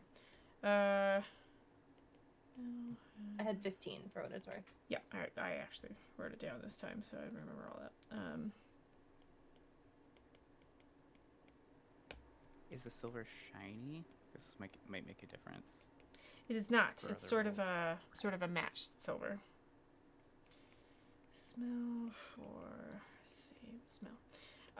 So when Shy smells the keyhole area, they're gonna sneeze. Like the dogs will do that sometimes when they think they've caught the scent, and then she'll start looking. She can't get very high, right? Because she's only a 50-poundish dog, so she can only stand up to about 4 or 5 feet. So she's not going to be able to get to the keys above that at all. So just keep that in mind. And let me jump to Aaliyah really quickly. Knowing all of these things, what is Aaliyah got to look for? I'm actually trying to assess. Can you hear me? Yes. Mm-hmm. I'm getting weird notifications. Sorry. I'm trying to assess how much. So first of all, is there any sense of urgency about what we're doing? No. There's no timer. The walls aren't getting smaller. Nothing. You're just in a room. You can still breathe. Okay. I guess. So there's that, and then the second piece for me would be: does this seem like a futile exercise? Trying to find the key? I mean, none of us have tried the door. We just assumed it's locked. There's no handle. It's just the key. Yeah, there's so no handle, might as well. I mean, and we can't see the hinges, right? So we can't tell which way this door would open, in Right. or out. Right. Okay, so I only rolled. What did I roll? An 11. So I'm not getting any new information. So I will join the search for a silver key of a that looks like it would fit. Okay. So what I would like to propose next is using this as an opportunity to do a skill challenge. Are y'all familiar with skill challenges? So this is kind of a way to liven things up. So instead of using an initiative or just investigation rolls, people will do this in a couple of different ways. Instead of explaining the couple of different ways we could do this, let me go ahead and explain the way I would like to do this. I'd like you all to look at your character sheets. On your character sheets, you're going to see your list of skills. And on your list of skills, you're going to be proficient in anywhere from 3 to 1 million, depending on your class. So I'm looking at battles. I see that you're proficient in animal handling, investigation, perception, persuasion, stealth, and survival. What I would like us to do is take turns, and I'll just go alphabetically. And I'd like you to use the skills you're proficient in to try to tell me how you're going to keep looking for this key. And it's in an effort to use your skills more and to use them more creatively. Like, if you can justify to me why sneaking around looking for the key because you want to sneak up on it is going to help, I'll let you do that. You roll for it, and I count successes and failures. I would be looking for 3 successes or 3 failures. 3 failures will get a penalty that is not going to be straightforward. Oftentimes in a skill challenge, you know, if 3 people fail in a row, or 3 people fail overall before they get to the 3 successes, you'd be looking at like 5 guys burst into the room and murder you. I'm not going to do something that straightforward. It'll affect a challenge later on if you do fail in this room. I'm not going to let you get stuck here, though. I just want to be clear. Like, this is not the kind of scenario where I'm like, well, you failed 3 times and you're stuck here forever and you all die. Like, that is not what this is for. Does that make sense? We'll be using proficient skills you're proficient in. You'll be getting creative about how you're going to be thinking through getting this key. I'll be looking for 4 successes and 3 failures. It's supposed to be a little unbalanced there, and it'll help tell the story. Are you comfortable with that? Okay. Now, this does take a little bit longer than just roll me a couple of investigation checks, and here's the key. We okay going until about 8:30? Going for another about 25 minutes tonight. All right, we're good. Okay, so I need to pull up all of your character sheets so I can help. I need Wynni. And Yume's sheets. We're going to go alphabetically, so we're going to start with Aaliyah. So let me just make notes that this is a skill challenge. Now, I went through all of that very fast. Please ask me questions. Let's start with Aaliyah. Aaliyah, you've got 6 proficient skills. Which one would you like to use? You're looking for a key. Yeah, so I think I do I have 6? I only have 5. Oh no, I have 6. Sorry, math. Okay, perception. I'm thinking perception and or insight, but perception really, right? But like, you know, put my mind in the mind of the people who made this room and noticing clues, looking for secrets. I could see you using insight for that. I forgot one rule as well. You can only use the skill that you're going to use during the skill challenge once. There's another more complicated rule where if you use insight, nobody else can use it. I'm not going to do that for your very first skill challenge. Everybody can use any of their proficient skills, but they can only use it once. I didn't hear what Yume said. What did Yume say? I was saying that the whole team can only use it once, but then Swoon immediately said that she's not using that rule. I'm not going to use that variant right now because it makes things a little bit harder, and I don't want to do that for your first skill challenge. But that is technically, but we're not going to do that today. So you use insight? All right, then let me do. Yeah, like I'm. You know, if I was designing this room, what would these keys be about? What would this be about? Where would the secret be? What would the connection be? Okay. Here? Roll me a d20 and add your insight-ness to it, and I will tell you what happens. Ooh. That was a 19 plus 6. That is a success. 25. We're going to be using I'll need you to... So a success in this case will be over a 12. In future skill challenges, I may not tell you that, but I'm telling you today because this is the first one we're doing together. I really like skill challenges. It varies things up, and it gets us to be a little creative with our skills, which don't get used very often. Okay, so you rolled a 26. Definitely 25. 25. That is definitely a success. So what I really like about this, Leah, is that you specifically called out the hinges last time, when you were discussing this before. You were looking for how the door would open. How would the key work if there's no handle? So I think what you were going to figure out is the key actually ends up being a handle. So that's going to give you a little bit more insight into what kind of key you're looking for. Good? Okay. Next up. Yeah, and I would share that. Definitely. Next up, we got Battle. So Battle, I'm looking at. We've got 1, 2, 3, 4. Yeah, you've got 6 as well.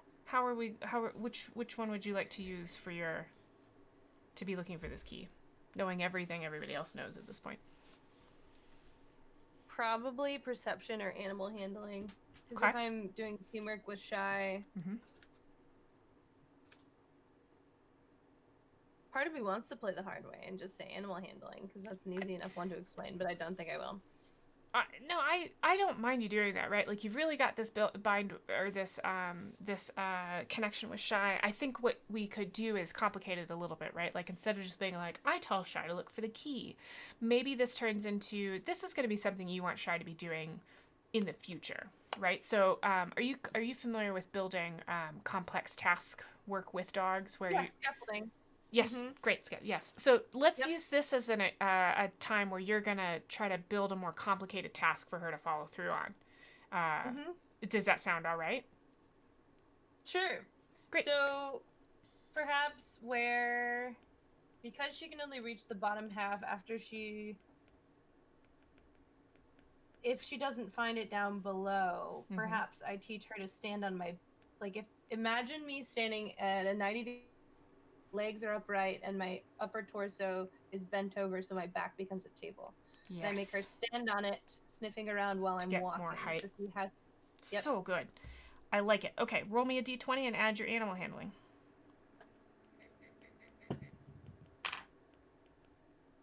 You're not gonna like my answer.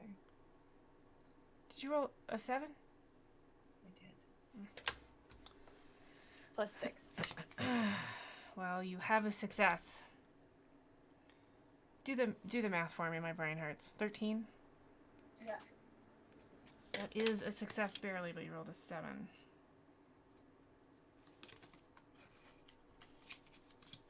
Out of one and into another, eh?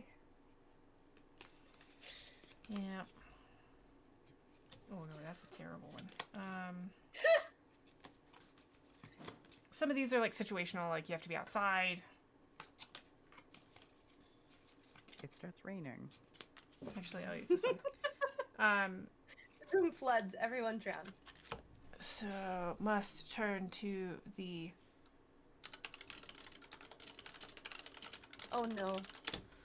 To the tippity tappity chatty chats. Just.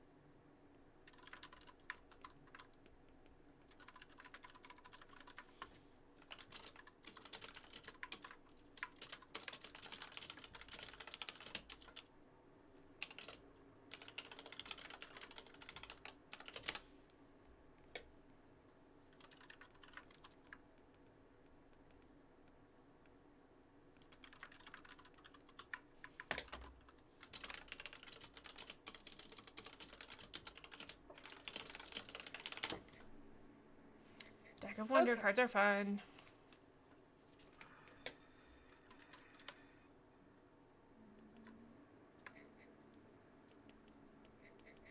Thank you.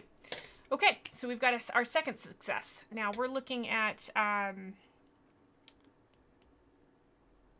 think Wynni's next. Yes, Wynni. Let me look at your sheet really quickly. Sorry, let me back up. So Battle, that works really well, right? Like, you've got a lot more information. You've managed to successfully teach Shy to be up on your back and to be doing that. So you're making good progress with this. You're covering more ground. That's how I'm gonna to shape that success. Does that sound all right? Cool. Wynni, I'm looking at your sheet. You've got 4 proficient skills. We're looking at athletics, investigation, perception, or survival. Which one would you like to use? So I've got so many ideas of what I could do. I feel like in terms of looking for a needle in a haystack and noticing details and kind of like tracking, I'm thinking survival is actually going to be a really good skill to use here, even though it's not like I'm not in the wilderness, I'm not building a campfire or anything like that. I'm looking for, this could potentially be investigation as well, which I'm also proficient in.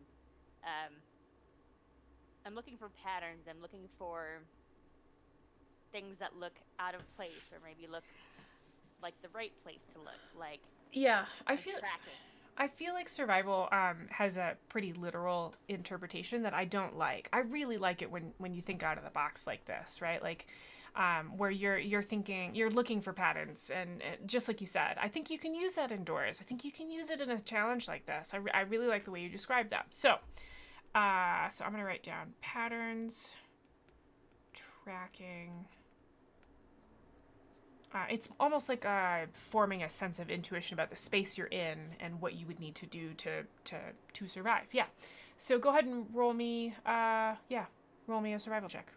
Natural 20. Dang. So 25. So that's a success.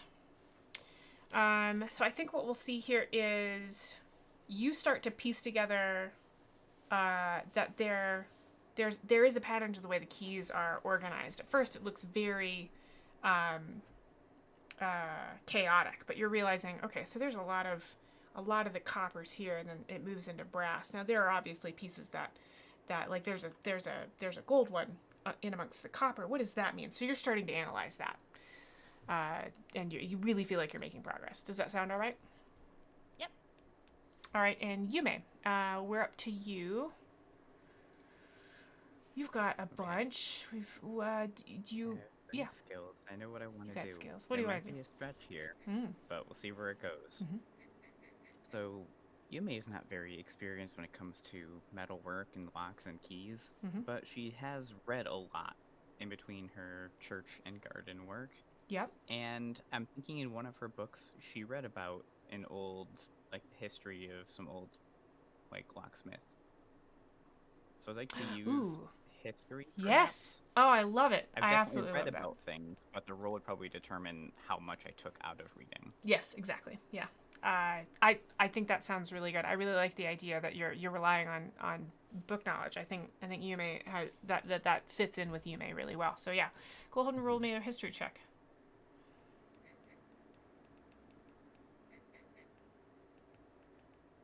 That is a natural 12 for... It's a success. 14? Perfect. Okay, so we've got our final success. So what about, tell me if this sounds okay. Let's say you read a book, and in one of the books you were reading about maybe design fads, and this really matches up with the kind of design fad where the room is doesn't have a handle, like the door doesn't have a handle, and the key has to be the handle, so it's actually an articulated key. It's not just a straight piece of metal. Does that sound all right? Yeah. I'm trying to think of why it would, like, why she might have been reading about something like this, other than just curiosity about everything. I Maybe think has it would to have do come with, up in a like, religion, a religious aspect, that this was something that certain religious orders were sort of we're using. Maybe the key doesn't even really look like a key. It looks like a symbol for they more often looked like symbols for the religious order than a key, but it fit in, and it's almost symbolic or ritualistic to some extent. Yeah, I like that. Like it's special for a certain chamber. Yep. Cool. Yeah, I really like that. I'm writing that down. Okay, so between all of this, right? Like, so as so Yume shares this. Let's see here. Aaliyah and Wynni end up working with each other on the patterning and knowing that the key is going to look like a handle, that's going to narrow it down. There's actually quite a few keys that look like handles. Okay, now you're narrowing down, well, which ones look like they're made out of silver? Let's pile up all those. Okay, now we've got all those. Well, let's have Shai check these. Okay, Shai is a little uncertain about these 2 or 3. Well, Yume knows that they're more about symbols, so let's take a look at, which one of these would look like a symbol. Yume thinks that this feels like the one. I feel like I've seen this drawing in a book, and that's how you narrow down to the key that you'd like to try. Sound good? Mm-hmm. Great. Who's gonna try it? Wynni. She's all for, like, if anything's gonna happen, it's gonna happen to me. And, like, gonna try this door. If I may. Yeah. I'm imagining a little just a flash, like a camera angle from the side, not from any of the players' character's perspective, but like throwing keys over their shoulders, like no, not this one, not this one. Yeah. And there's just slowly a pile building up inside of bucket. Oh, so are you throwing the Getting keys you filled don't up want to with the use in dirty bucket? keys. I was definitely that? hoping to tuck Oh. some of the not handle-shaped keys into bucket as well. So I'm guessing we're gonna fill bucket up full of keys. This is why bucket was the choice. Anything that holds anything and will follow you is a very good D&D trick. Okay. So Wynni, you're gonna place the key in the door. And turn it. The way this key looks is it looks like a ring, but it's not an overly large ring. You could probably fit two fingers into it. It is articulated, but it's stiff, so you can actually bend the handle back and forth. And the key itself is a cylinder, but it's thicker than the usual shaft of a key. And at the end of the cylinder, the opposite end of the handle, is a bunch of like holes bored into the cylinder at different depths. One actually goes all the way through, and some are a little bit less deep. So you stick that in, and you start to twist it, and you can feel it catch. And as you feel it catch, you feel it click, and you keep turning it, and then it stops turning when the handle is like you can stick your hand straight down into it and sort of pull. And then it won't twist anymore. You can try it, but it's kind of stuck there. And it looks just like a handle now instead of a key. Would you like to open the door? I'm going to listen to some of the thoughts in my head of like being cautious. I'm gonna look at everybody else first and just say, "Are we ready?" I think Battle's absolutely beaming with pride. Just like grabs the rope. Okay, let's go. Big thumbs up. Yeah, let's do it. Okay, I think I'd like to pause Aaliyah? here. Oh, sorry. Yeah, Aaliyah, anything you want to do? I'm sort of in a position of readiness, and I indicate yes, I'm ready. Okay. Okay. This is where I'd like It to. sounds like we're going to. Yeah, I think I'd like to. I'm a little bit surprised Why? that Wynni took the time to ask me as well as the others. Oh.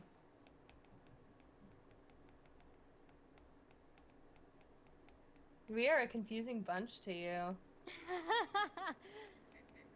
I'm still figuring you guys out. Look forward to exploring Figuring that. you all out.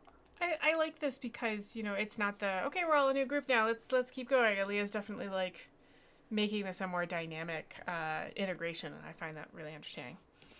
I'd like to leave it there for the evening, so we'll open the door at the beginning of the next session. Is that all right? Mm-hmm. Yes. All right, so stream. What I'm going to do next is I'm going to ask the players what they learned this evening. Then I'm going to ask them for good role-playing moments. I do accept role-playing moments from chat, and I really like it when chat participates that way. So start typing in any moments this evening that you felt were really solid role-playing moments. They don't necessarily have to be happy or silly. They can be serious. They can be sad. So anything you felt was a really strong character role-playing moment, type that into chat. Now, what did you all learn this evening?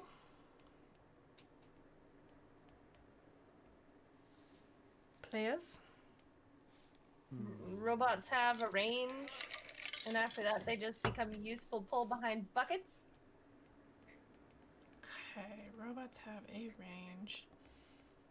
After that, they become useful roll behind buckets.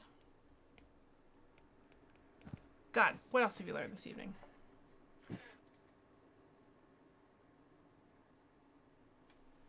Aaliyah learnt that Battle's name does not indicate how Battle approaches combat, and that battle is in fact a little bit of an outside the box thinker and potentially worrisome in that regard. Like Aaliyah definitely is like, huh.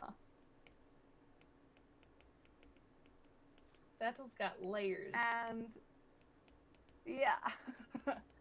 It's possible I've never seen And- Battle do a battle.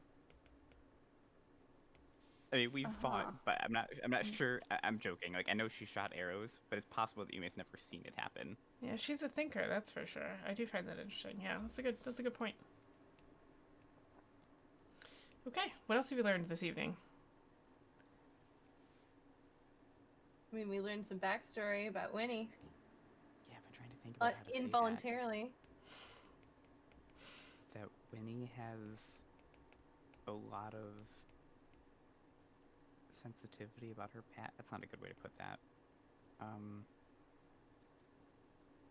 Wynni behaves the way she does for a reason, and it's because of her past. And a lot of the ways that people raising her approached her safety due to her bold approach.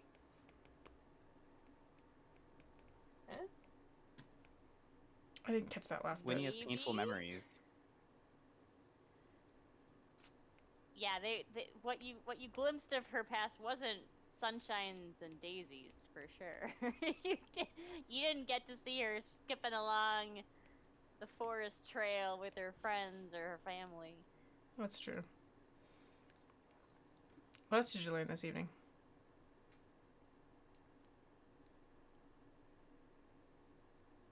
Aaliyah learned that there are some similarities between her and Wynni in the way that they approach this sort of crisis situation. And she also learned that Yume is still compassionate even when the pressure's on. Where Battle's inquisitive and questioning and thinking about all the angles and also sort of flings herself emotionally at her friend. But Yume, was this like thoughtful, compassionate, had this gentleness and this healing and warmth about her. So that was a lot to learn about these people.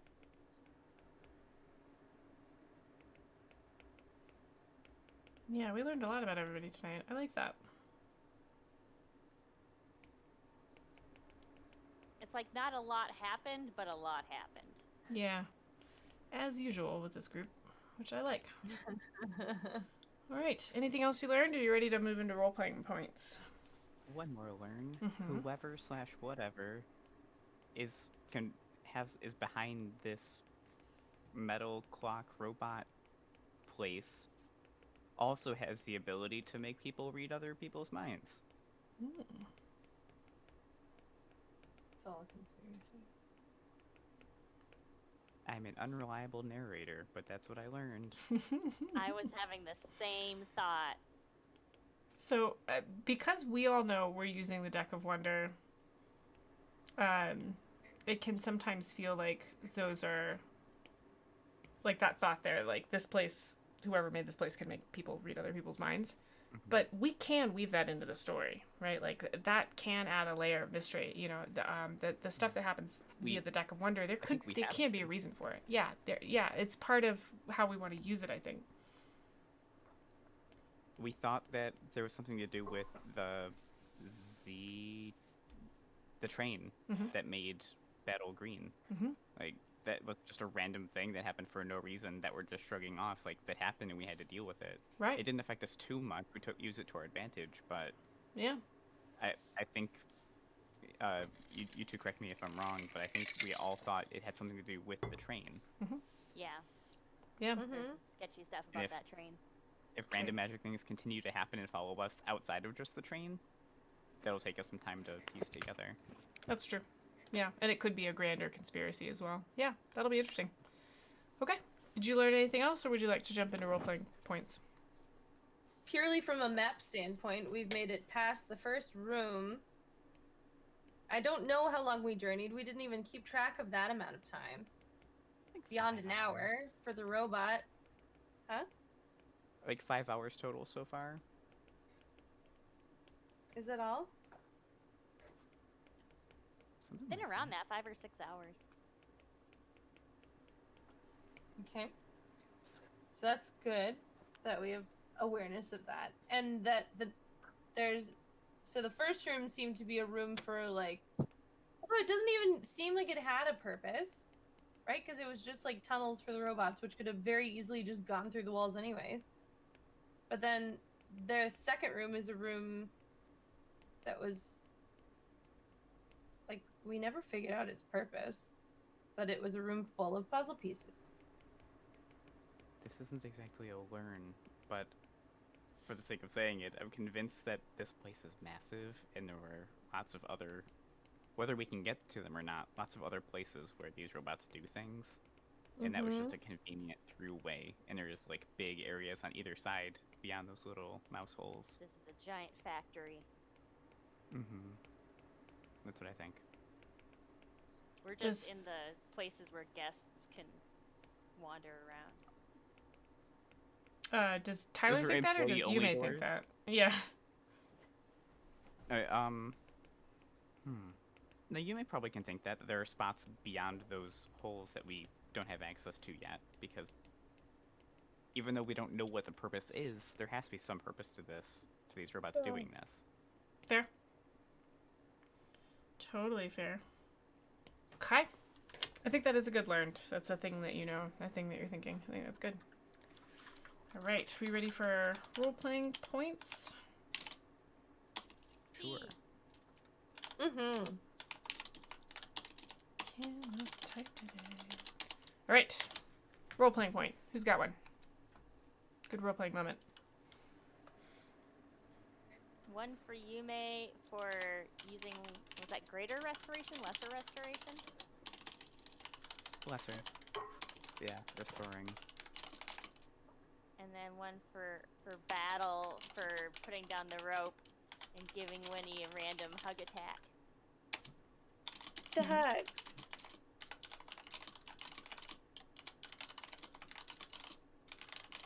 I think Winnie's general thinking out loud and confusion when people started responding to Winnie's thoughts was pretty awesome.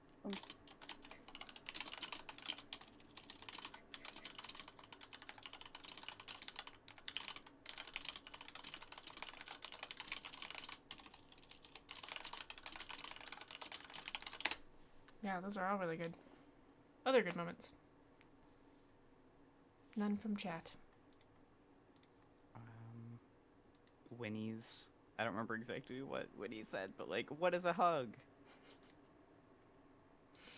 Mm-hmm.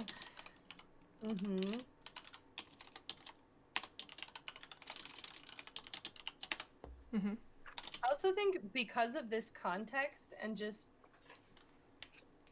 how like open and endorsing we are to one another, Aaliyah's pause and like not sharing what she learned.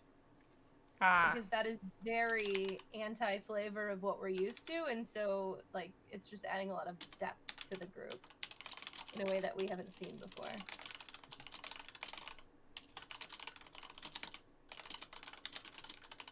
Yeah, I think her general hesitance and insecurity about this group, I think, is very, adds some flavor and some spice to the interaction. Mm-hmm. I can't spell hesitant at all. H-E... No, I mean it S-I. autocorrects it, but every time I spell it wrong. Okay. Cool. Other good role. I can't help. Other good role playing moments. Are we good? You ready to vote?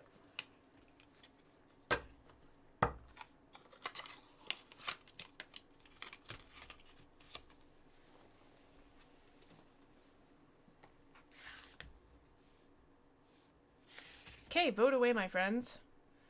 Seeing votes happen.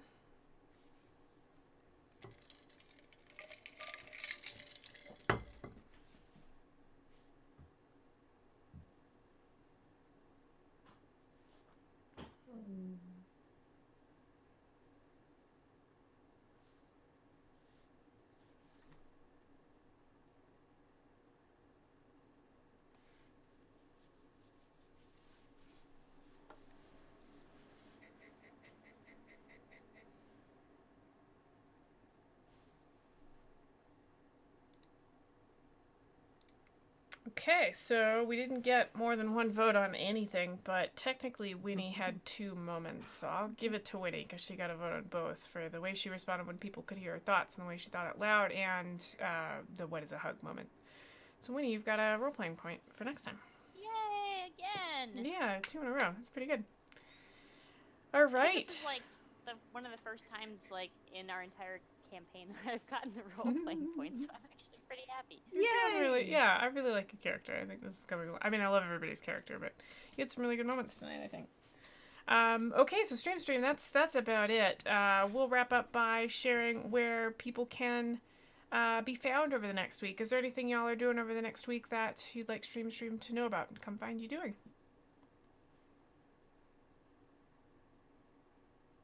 Can't think of anything. Cool. Okay, well, I'm not doing your bunches tomorrow. I've been in a heck of a amount of pain, and I'm not waking up very well in the morning, so I'm not doing your bunches tomorrow. And Treasure Tuesday, I'm not sure whether it will happen Tuesday or Wednesday. I don't know when that's changing over to Wednesday, so keep an eye on my Twitter. And I am angry at To the Moon, so I don't know if I'll continue streaming that or not. We shall see. Yeah, Twitter's the best place to find where I am streaming from.